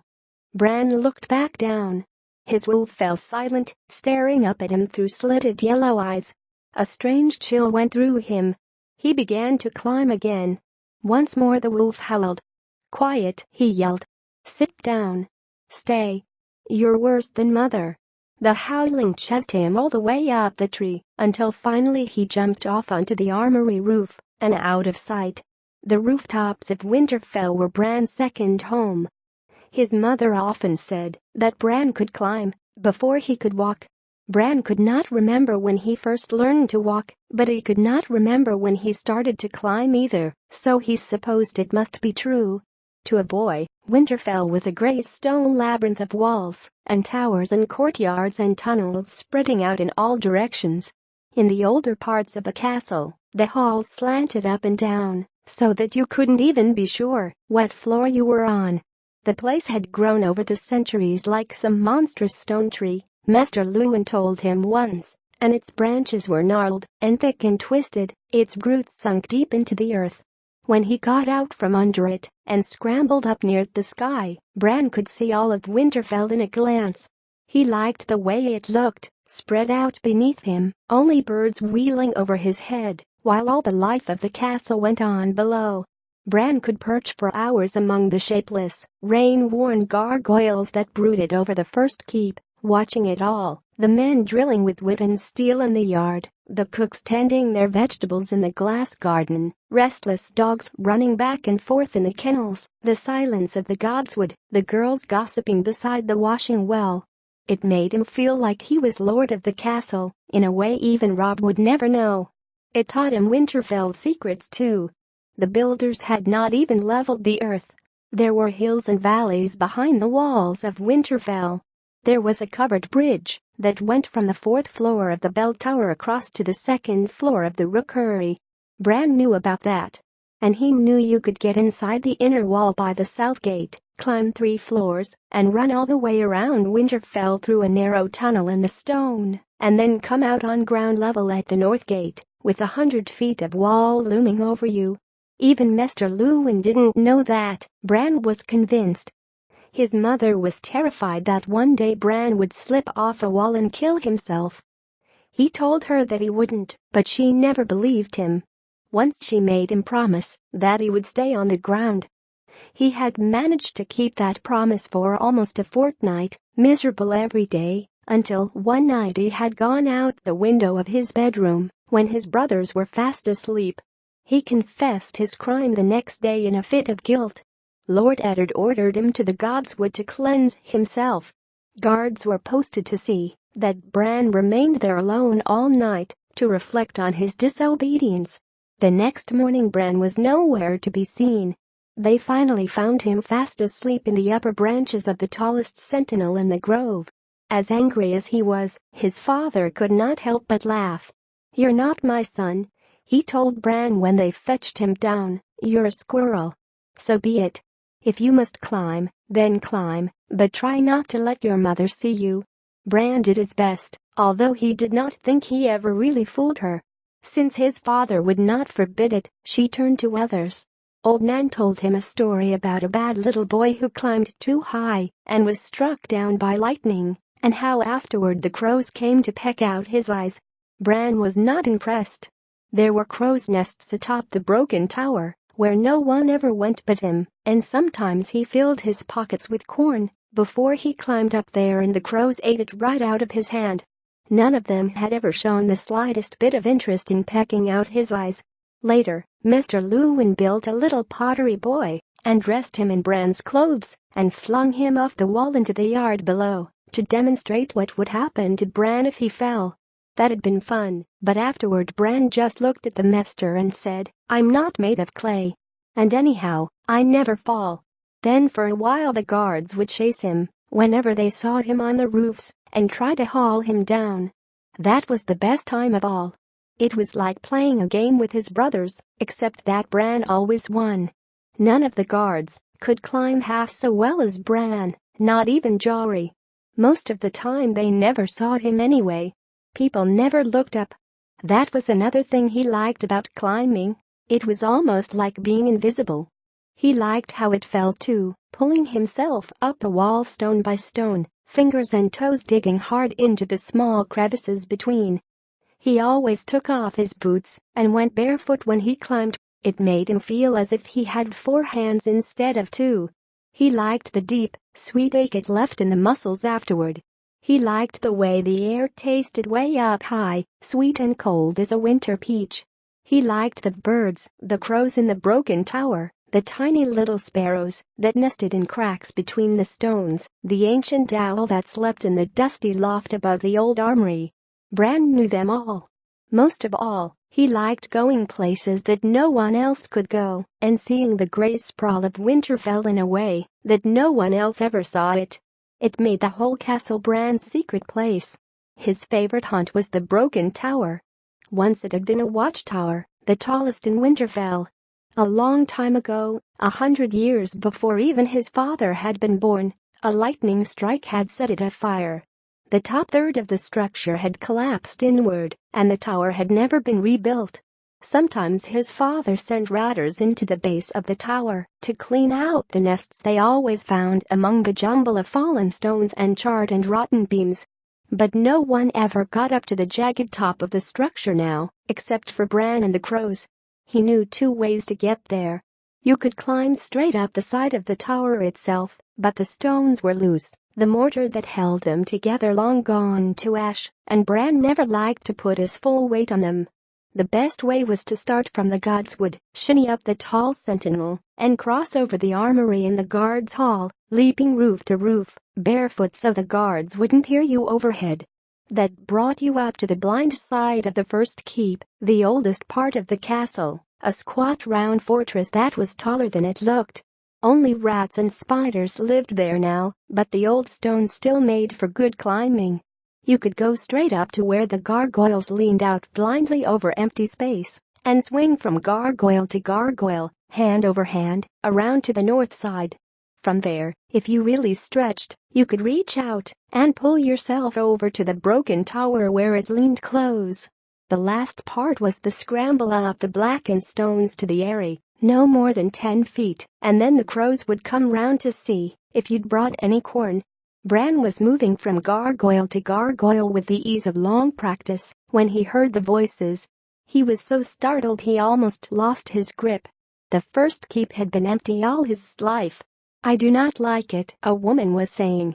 There was a row of windows beneath him, and the voice was drifting out of the last window on this side. "You should be the hand." "Gods forbid," a man's voice replied lazily. "It's not an honor I'd want. There's far too much work involved." Bran hung, listening, suddenly afraid to go on. They might glimpse his feet if he tried to swing by. "Don't you see the danger this puts us in?" the woman said. "Robert loves the man like a brother. Robert can barely stomach his brothers. Not that I blame him. Stannis would be enough to give anyone indigestion. Don't play the fool. Stannis and Renly are one thing, and Eddard Stark is quite another. Robert will listen to Stark. Damn them both. I should have insisted that he name you, but I was certain Stark would refuse him." "We ought to count ourselves fortunate," the man said. "The king might as easily have named one of his brothers, or even Littlefinger, gods help us. Give me honorable enemies rather than ambitious ones, and I'll sleep more easily by night." They were talking about father, Bran realized. He wanted to hear more. A few more feet, but they would see him if he swung out in front of the window. "We will have to watch him carefully," the woman said. "I would sooner watch you," the man said. He sounded bored. "Come back here." "Lord Eddard has never taken any interest in anything that happened south of the Neck," the woman said. "Never. I tell you, he means to move against us. Why else would he leave the seat of his power? 100 reasons. Duty. Honor. He yearns to write his name large across the book of history, to get away from his wife, or both. Perhaps he just wants to be warm for once in his life. His wife is Lady Erin's sister. It's a wonder Lysa was not here to greet us with her accusations." Bran looked down. There was a narrow ledge beneath the window, only a few inches wide. He tried to lower himself toward it. Too far. He would never reach. "You fret too much. Lysa Arryn is a frightened cow." That frightened cow shared Jon Arryn's bed. If she knew anything, she would have gone to Robert before she fled King's Landing. When he had already agreed to foster that weakling son of hers at Casterly Rock. "I think not." She knew the boy's life would be hostage to her silence. She may grow bolder now that he's safe atop the eyrie. "Mothers." The man made the word sound like a curse. "I think birthing does something to your minds. You are all mad." He laughed. It was a bitter sound. "Let Lady Arryn grow as bold as she likes. Whatever she knows, whatever she thinks she knows, she has no proof." He paused a moment. "Or does she?" "Do you think the king will require proof?" the woman said. "I tell you, he loves me not." "And whose fault is that, sweet sister?" Bran steadied the ledge. He could drop down. It was too narrow to land on, but if he could catch hold as he fell past, pull himself up, except that might make a noise, draw them to the window. He was not sure what he was hearing, but he knew it was not meant for his ears. "You are as blind as Robert," the woman was saying. "If you mean I see the same thing, yes," the man said. "I see a man who would sooner die than betray his king." "He betrayed one already, or have you forgotten?" the woman said. "Oh, I don't deny he's loyal to Robert, that's obvious. What happens when Robert dies and Joff takes the throne? And the sooner that comes to pass, the safer we'll all be. My husband grows more restless every day. Having Stark beside him will only make him worse. He's still in love with the sister, the insipid little dead 16-year-old. How long till he decides to put me aside for some new Lyanna? Bran was suddenly very frightened. He wanted nothing so much as to go back the way he had come, to find his brothers. Only what would he tell them? He had to get closer, Bran realized. He had to see who was talking. The man sighed. You should think less about the future and more about the pleasures at hand. Stop that, the woman said. Bran heard the sudden slap of flesh on flesh, then the man's laughter. Bran pulled himself up, climbed over the gargoyle, crawled out onto the roof. This was the easy way. He moved across the roof to the next gargoyle, right above the window of the room where they were talking. All this talk is getting very tiresome, sister, the man said. Come here and be quiet. Bran sat astride the gargoyle, tightened his legs around it, and swung himself around, upside down. He hung by his legs and slowly stretched his head down toward the window. The world looked strange upside down. A courtyard swam dizzily below him, its stones still wet with melted snow. Bran looked in the window. Inside the room, a man and a woman were wrestling. They were both naked. Bran could not tell who they were. The man's back was to him, and his body screened the woman from view as he pushed her up against a wall. There were soft, wet sounds. Bran realized they were kissing. He watched, wide-eyed and frightened, his breath tight in his throat. The man had a hand down between her legs, and he must have been hurting her there, because the woman started to moan, low in her throat. Stop it, she said, stop it, stop it. Oh please, but her voice was low and weak, and she did not push him away. Her hands buried themselves in his hair, his tangled golden hair, and pulled his face down to her breast. Bran saw her face.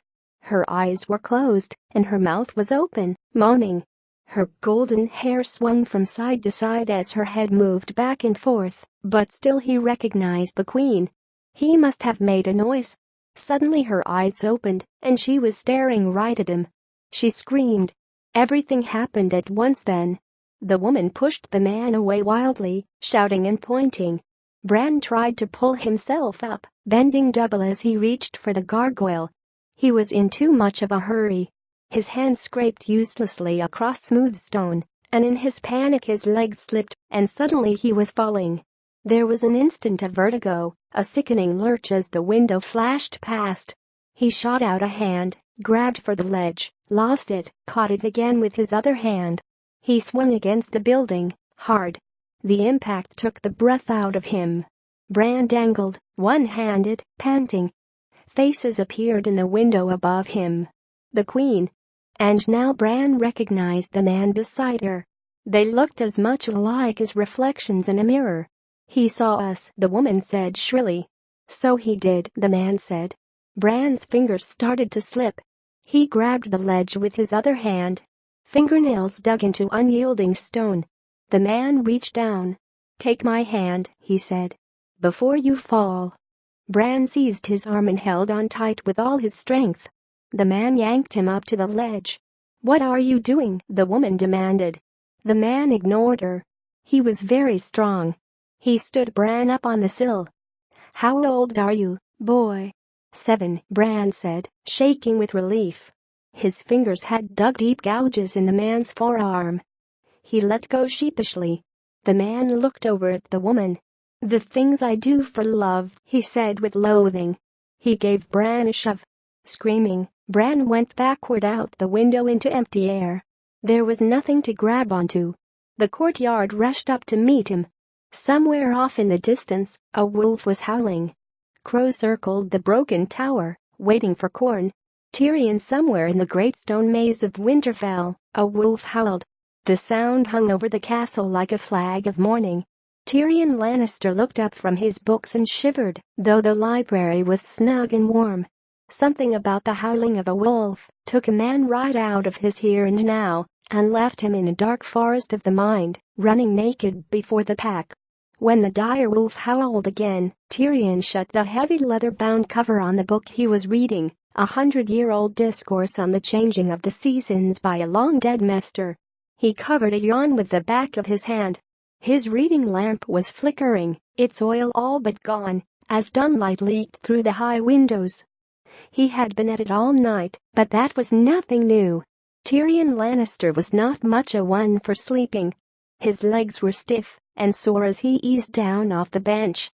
He massaged some life back into them and limped heavily to the table, where the Septon was snoring softly, his head pillowed on an open book in front of him. Tyrion glanced at the title. A Life of the Grand Maester of Thelmere, no wonder. Chael, he said softly. The young man jerked up, blinking, confused, the crystal of his order swinging wildly on its silver chain. I'm off to break my fast. See that you return the books to the shelves. Be gentle with the Valyrian scrolls, the parchment is very dry. Ermiton's Engines of War is quite rare, and yours is the only complete copy I've ever seen. Chael gaped at him, still half asleep. Patiently, Tyrion repeated his instructions, then clapped the Septon on the shoulder and left him to his tasks. Outside, Tyrion swallowed a lungful of the cold morning air and began his laborious descent of the steep stone steps that corkscrewed around the exterior of the library tower. It was slow going. The steps were cut high and narrow, while his legs were short and twisted. The rising sun had not yet cleared the walls of Winterfell, but the men were already hard at it in the yard below. Sandor Clegane's rasping voice drifted up to him. The boy is a long time dying. I wish he would be quicker about it. Tyrion glanced down and saw the hounds standing with young Joffrey as squires swarmed around them. At least he dies quietly, the prince replied. It's the wolf that makes the noise. I could scarce sleep last night. Clegane cast a long shadow across the hard-packed earth as his squire lowered the black helm over his head. I could silence the creature, if it please you, he said through his open visor. His boy placed a long sword in his hand. He tested the weight of it, slicing at the cold morning air. Behind him, the yard rang to the clangor of steel on steel. The notion seemed to delight the prince. Send a dog to kill a dog, he exclaimed. Winterfell is so infested with wolves, the Starks would never miss one. Tyrion hopped off the last step onto the yard. I beg to differ, nephew, he said. The Starks can count past 6. Unlike some princes I might name. Joffrey had the grace at least to blush. A voice from nowhere, Sandor said. He peered through his helm, looking this way and that. Spirits of the air. The prince laughed, as he always laughed when his bodyguard did this mummer's farce. Tyrion was used to it. Down here. The tall man peered down at the ground and pretended to notice him. The little Lord Tyrion, he said. My pardons. I did not see you standing there. I am in no mood for your insolence today. Tyrion turned to his nephew. Joffrey, it is past time you called on Lord Eddard and his lady to offer them your comfort. Joffrey looked as petulant as only a boy prince can look. What good will my comfort do them? None, Tyrion said. Yet it is expected of you. Your absence has been noted. The Stark boy is nothing to me, Joffrey said. I cannot abide the wailing of women. Tyrion Lannister reached up and slapped his nephew hard across the face. The boy's cheek began to redden. One word, Tyrion said, and I will hit you again. I'm going to tell Mother. Joffrey exclaimed. Tyrion hit him again. Now both cheeks flamed. You tell your mother, Tyrion told him. But first you get yourself to Lord and Lady Stark, and you fall to your knees in front of them, and you tell them how very sorry you are, and that you are at their service, if there is the slightest thing you can do for them, or theirs in this desperate hour, and that all your prayers go with them. Do you understand? Do you? The boy looked as though he was going to cry. Instead, he managed a weak nod. Then he turned and fled headlong from the yard, holding his cheek. Tyrion watched him run. A shadow fell across his face. He turned to find Clegane looming overhead like a cliff. His soot-dark armor seemed to blot out the sun. He had lowered the visor on his helm. It was fashioned in the likeness of a snarling black hound, fearsome to behold, but Tyrion had always thought it a great improvement over Clegane's hideously burned face. "The prince will remember that, little lord," the hound warned him. The helm turned his laugh into a hollow rumble. "I pray he does," Tyrion Lannister replied. "If he forgets, be a good dog and remind him." He glanced around the courtyard. "Do you know where I might find my brother?" "Breaking fast with the queen," Tyrion said. He gave Sandor Clegane a perfunctory nod and walked away as briskly as his stunted legs would carry him, whistling. He pitied the first knight to try the hound today. The man did have a temper. A cold, cheerless meal had been laid out in the morning room of the guest house. Jaime sat at table with Cersei and the children, talking in low, hushed voices. "Is Robert still abed?" Tyrion asked as he seated himself, uninvited, at the table. His sister peered at him with the same expression of faint distaste she had worn since the day he was born. "The king has not slept at all," she told him. "He is with Lord Eddard. He has taken their sorrow deeply to heart." "He has a large heart, our Robert," Jaime said with a lazy smile. There was very little that Jaime took seriously. Tyrion knew that about his brother and forgave it. During all the terrible long years of his childhood, only Jaime had ever shown him the smallest measure of affection or respect, and for that Tyrion was willing to forgive him most anything. A servant approached. "Bread," Tyrion told him, "and 2 of those little fish, and a mug of that good dark beer to wash them down. Oh, and some bacon. Burn it until it turns black." The man bowed and moved off. Tyrion turned back to his siblings. Twins, male and female. They looked very much the part this morning. Both had chosen a deep green that matched their eyes. Their blonde curls were all a fashionable tumble, and gold ornaments shone its wrists and fingers and throats. Tyrion wondered what it would be like to have a twin, and decided that he would rather not know. Bad enough to face himself in a looking-glass every day. Another him was a thought too dreadful to contemplate. Prince Tommen spoke up. "Do you have news of Bran, uncle?" "I stopped by the sick room last night," Tyrion announced. There was no change. The maester thought that a hopeful sign. "I don't want Brandon to die," Tommen said timorously. "He was a sweet boy. Not like his brother," but then Jaime and Tyrion were somewhat less than peas in a pod themselves. "Lord Eddard had a brother named Brandon as well," Jaime mused. "One of the hostages murdered by Targaryen. It seems to be an unlucky name." "Oh, not so unlucky as all that, surely," Tyrion said. The servant brought his plate.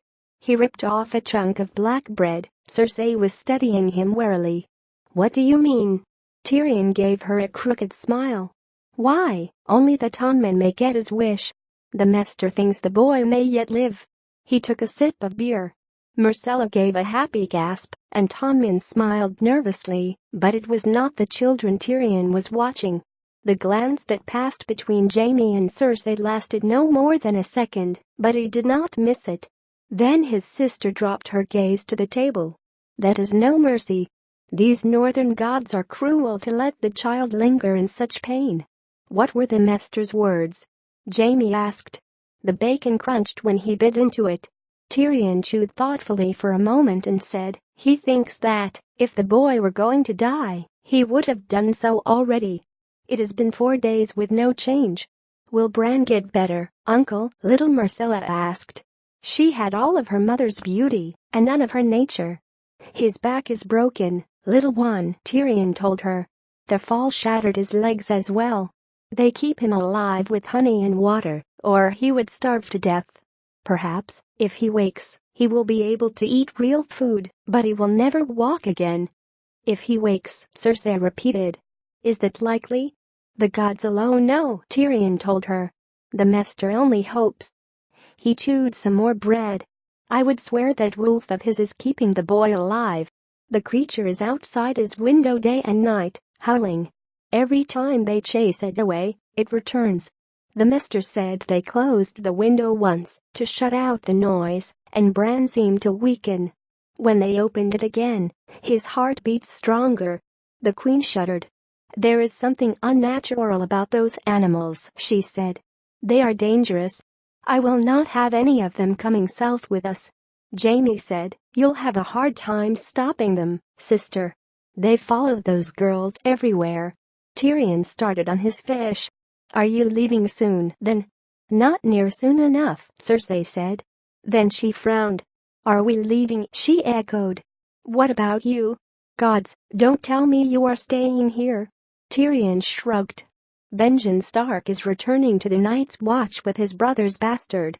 I have a mind to go with them and see this wall we have all heard so much of." Jaime smiled. "I hope you're not thinking of taking the black on us, sweet brother." Tyrion laughed. "What, me, celibate? The whores would go begging from Dorne to Casterly Rock. No, I just want to stand on top of the wall and piss off the edge of the world." Cersei stood abruptly. "The children don't need to hear this filth.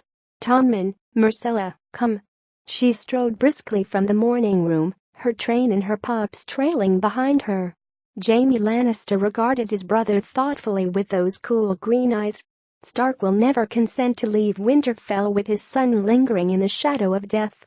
"He will if Robert commands it," Tyrion said. "And Robert will command it. There is nothing Lord Eddard can do for the boy in any case."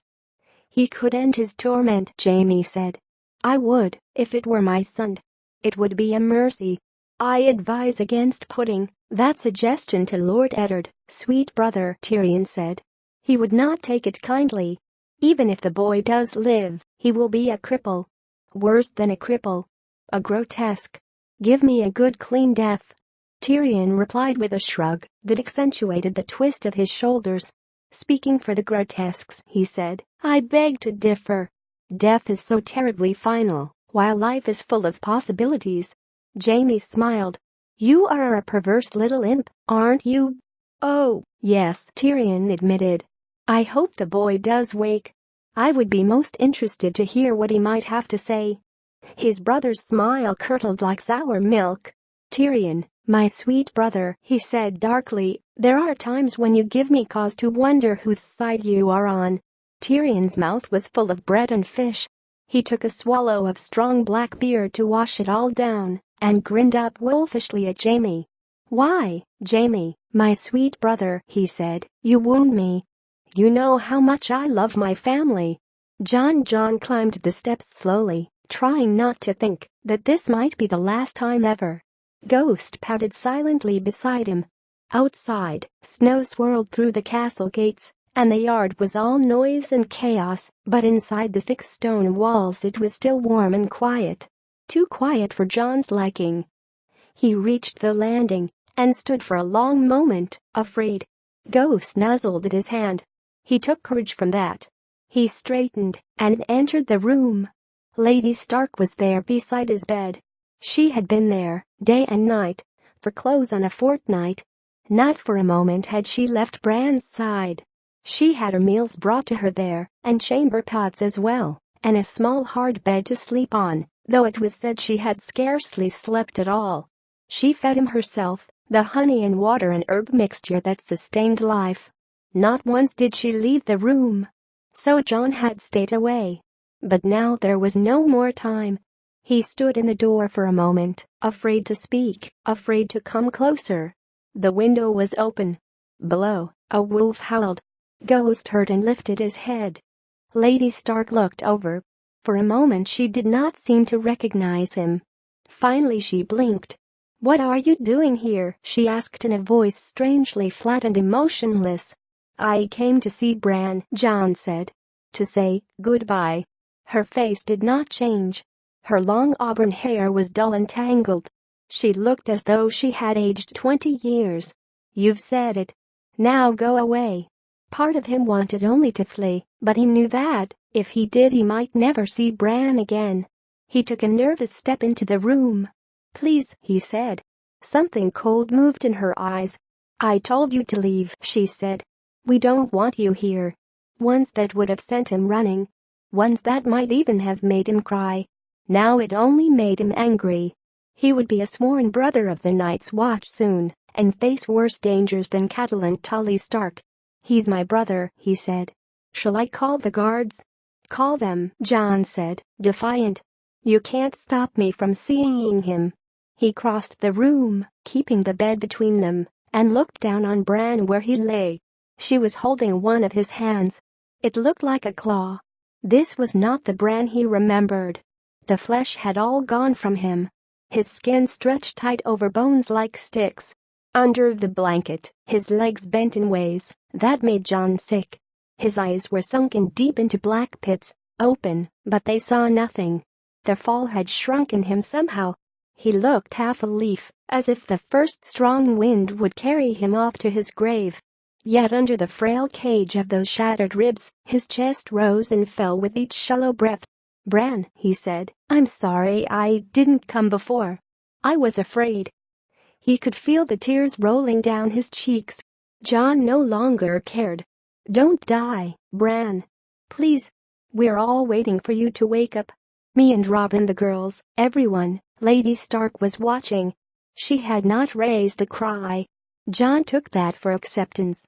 Outside the window, the dire wolf howled again. The wolf that Bran had not had time to name.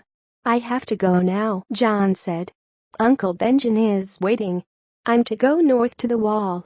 We have to leave today, before the snows come." He remembered how excited Bran had been at the prospect of the journey. It was more than he could bear, the thought of leaving him behind like this. John brushed away his tears, leaned over, and kissed his brother lightly on the lips. "I wanted him to stay here with me," Lady Stark said softly. John watched her, wary. She was not even looking at him.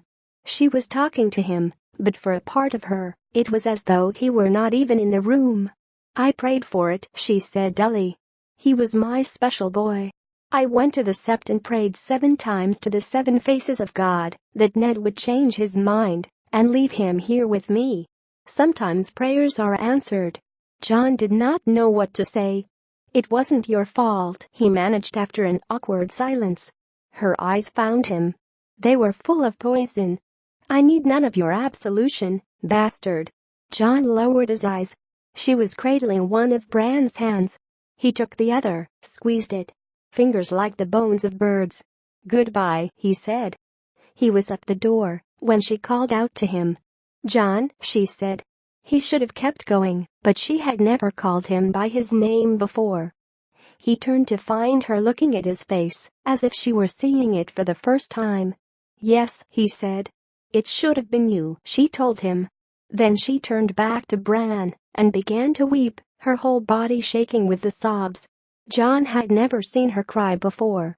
It was a long walk down to the yard. Outside, everything was noise and confusion. Wagons were being loaded, men were shouting, horses were being harnessed and saddled and led from the stables. A light snow had begun to fall, and everyone was in an uproar to be off. Robb was in the middle of it, shouting commands with the best of them. He seemed to have grown of late, as if Bran's fall and his mother's collapse had somehow made him stronger. Grey Wind was at his side. "Uncle Benjen is looking for you," he told John. "He wanted to be gone an hour ago." "I know," John said. "Soon." He looked around at all the noise and confusion. "Leaving is harder than I thought." "For me too," Robb said. He had snow in his hair, melting from the heat of his body. "Did you see him?" John nodded, not trusting himself to speak. "He's not going to die," Robb said. "I know it." "You Starks are hard to kill," John agreed. His voice was flat and tired. The visit had taken all the strength from him. Robb knew something was wrong. "My mother, she was very kind," John told him. Robb looked relieved. "Good." He smiled. "The next time I see you, you'll be all in black." John forced himself to smile back. "It was always my color." "How long do you think it will be?" "Soon enough," Robb promised. He pulled John to him and embraced him fiercely. "Farewell, Snow." John hugged him back. "And you, Stark. Take care of Bran." "I will." They broke apart and looked at each other awkwardly. "Uncle Benjen said to send you to the stables if I saw you," Robb finally said. "I have one more farewell to make," John told him. Then I haven't seen you, Rob replied. John left him standing there in the snow, surrounded by wagons and wolves and horses. It was a short walk to the armory. He picked up his package and took the covered bridge across to the keep. Arya was in her room, packing a polished ironwood chest that was bigger than she was. Nymeria was helping. Arya would only have to point, and the wolf would bound across the room, snatch up some wisp of silk in her jaws, and fetch it back. But when she smelled ghost, she sat down on her haunches and yelped at them. Arya glanced behind her, saw John, and jumped to her feet. She threw her skinny arms tight around his neck. I was afraid you were gone, she said, her breath catching in her throat. They wouldn't let me out to say goodbye. What did you do now? John was amused. Arya disentangled herself from him and made a face. Nothing. I was all packed and everything. She gestured at the huge chest, no more than a third full, and at the clothes that were scattered all over the room. Septa Mordain says I have to do it all over. My things weren't properly folded, she says. A proper Southron lady doesn't just throw her clothes inside her chest like old rags, she says. Is that what you did, little sister? Well, they're going to get all messed up anyway, she said. Who cares how they're folded? Septa Mordain, John told her. I don't think she'd like Nymeria helping either. The she-wolf regarded him silently with her dark golden eyes.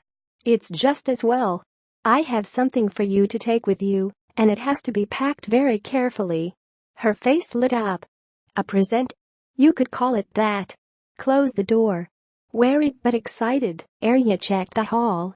Nymeria, here. Guard. She left the wolf out there to warn of intruders and closed the door. By then John had pulled off the rags he'd wrapped it in. He held it out to her. Arya's eyes went wide. Dark eyes, like his. A sword, she said in a small hushed breath. The scabbard was soft gray leather, supple as sin. John drew out the blade slowly, so she could see the deep blue sheen of the steel. This is no toy, he told her. Be careful you don't cut yourself. The edges are sharp enough to shave with. Girls don't shave, Arya said. Maybe they should. Have you ever seen the Septa's legs? She giggled at him. It's so skinny. So are you, John told her. I had Mikan make this special. The Bravos use swords like this in Pentos and Mur and the other free cities. It won't hack a man's head off, but it can poke him full of holes if you're fast enough. I can be fast, Arya said. You'll have to work at it every day. He put the sword in her hands, showed her how to hold it, and stepped back. How does it feel? Do you like the balance? I think so, Arya said. First lesson, John said. Stick them with the pointy end. Arya gave him a whap on the arm with the flat of her blade. The blow stung, but John found himself grinning like an idiot. I know which end to use, Arya said. A doubtful look crossed her face. Septa Mordain will take it away from me. Not if she doesn't know you have it, John said. Who will I practice with? You'll find someone, John promised her. King's Landing is a true city, 1,000 times the size of Winterfell. Until you find a partner, watch how they fight in the yard. Run and ride, make yourself strong. And whatever you do, Arya knew what was coming next. They said it together. Don't tell Sansa. John messed up her hair. I will miss you, little sister. Suddenly she looked like she was going to cry. I wish you were coming with us. Different roads sometimes led to the same castle. Who knows? He was feeling better now. He was not going to let himself be sad. I better go. I'll spend my first year on the wall emptying chamber pots if I keep Uncle Ben waiting any longer. Arya ran to him for a last hug. Put down the sword first, John warned her, laughing. She set it aside almost shyly and showered him with kisses. When he turned back at the door, she was holding it again, trying it for balance. I almost forgot, he told her. All the best swords have names. Like ice, she said. She looked at the blade in her hand. Does this have a name? Oh, tell me. Can't you guess? John teased. Your very favorite thing. Arya seemed puzzled at first. Then it came to her. She was that quick. They said it together, Needle. The memory of her laughter warmed him on the long ride north.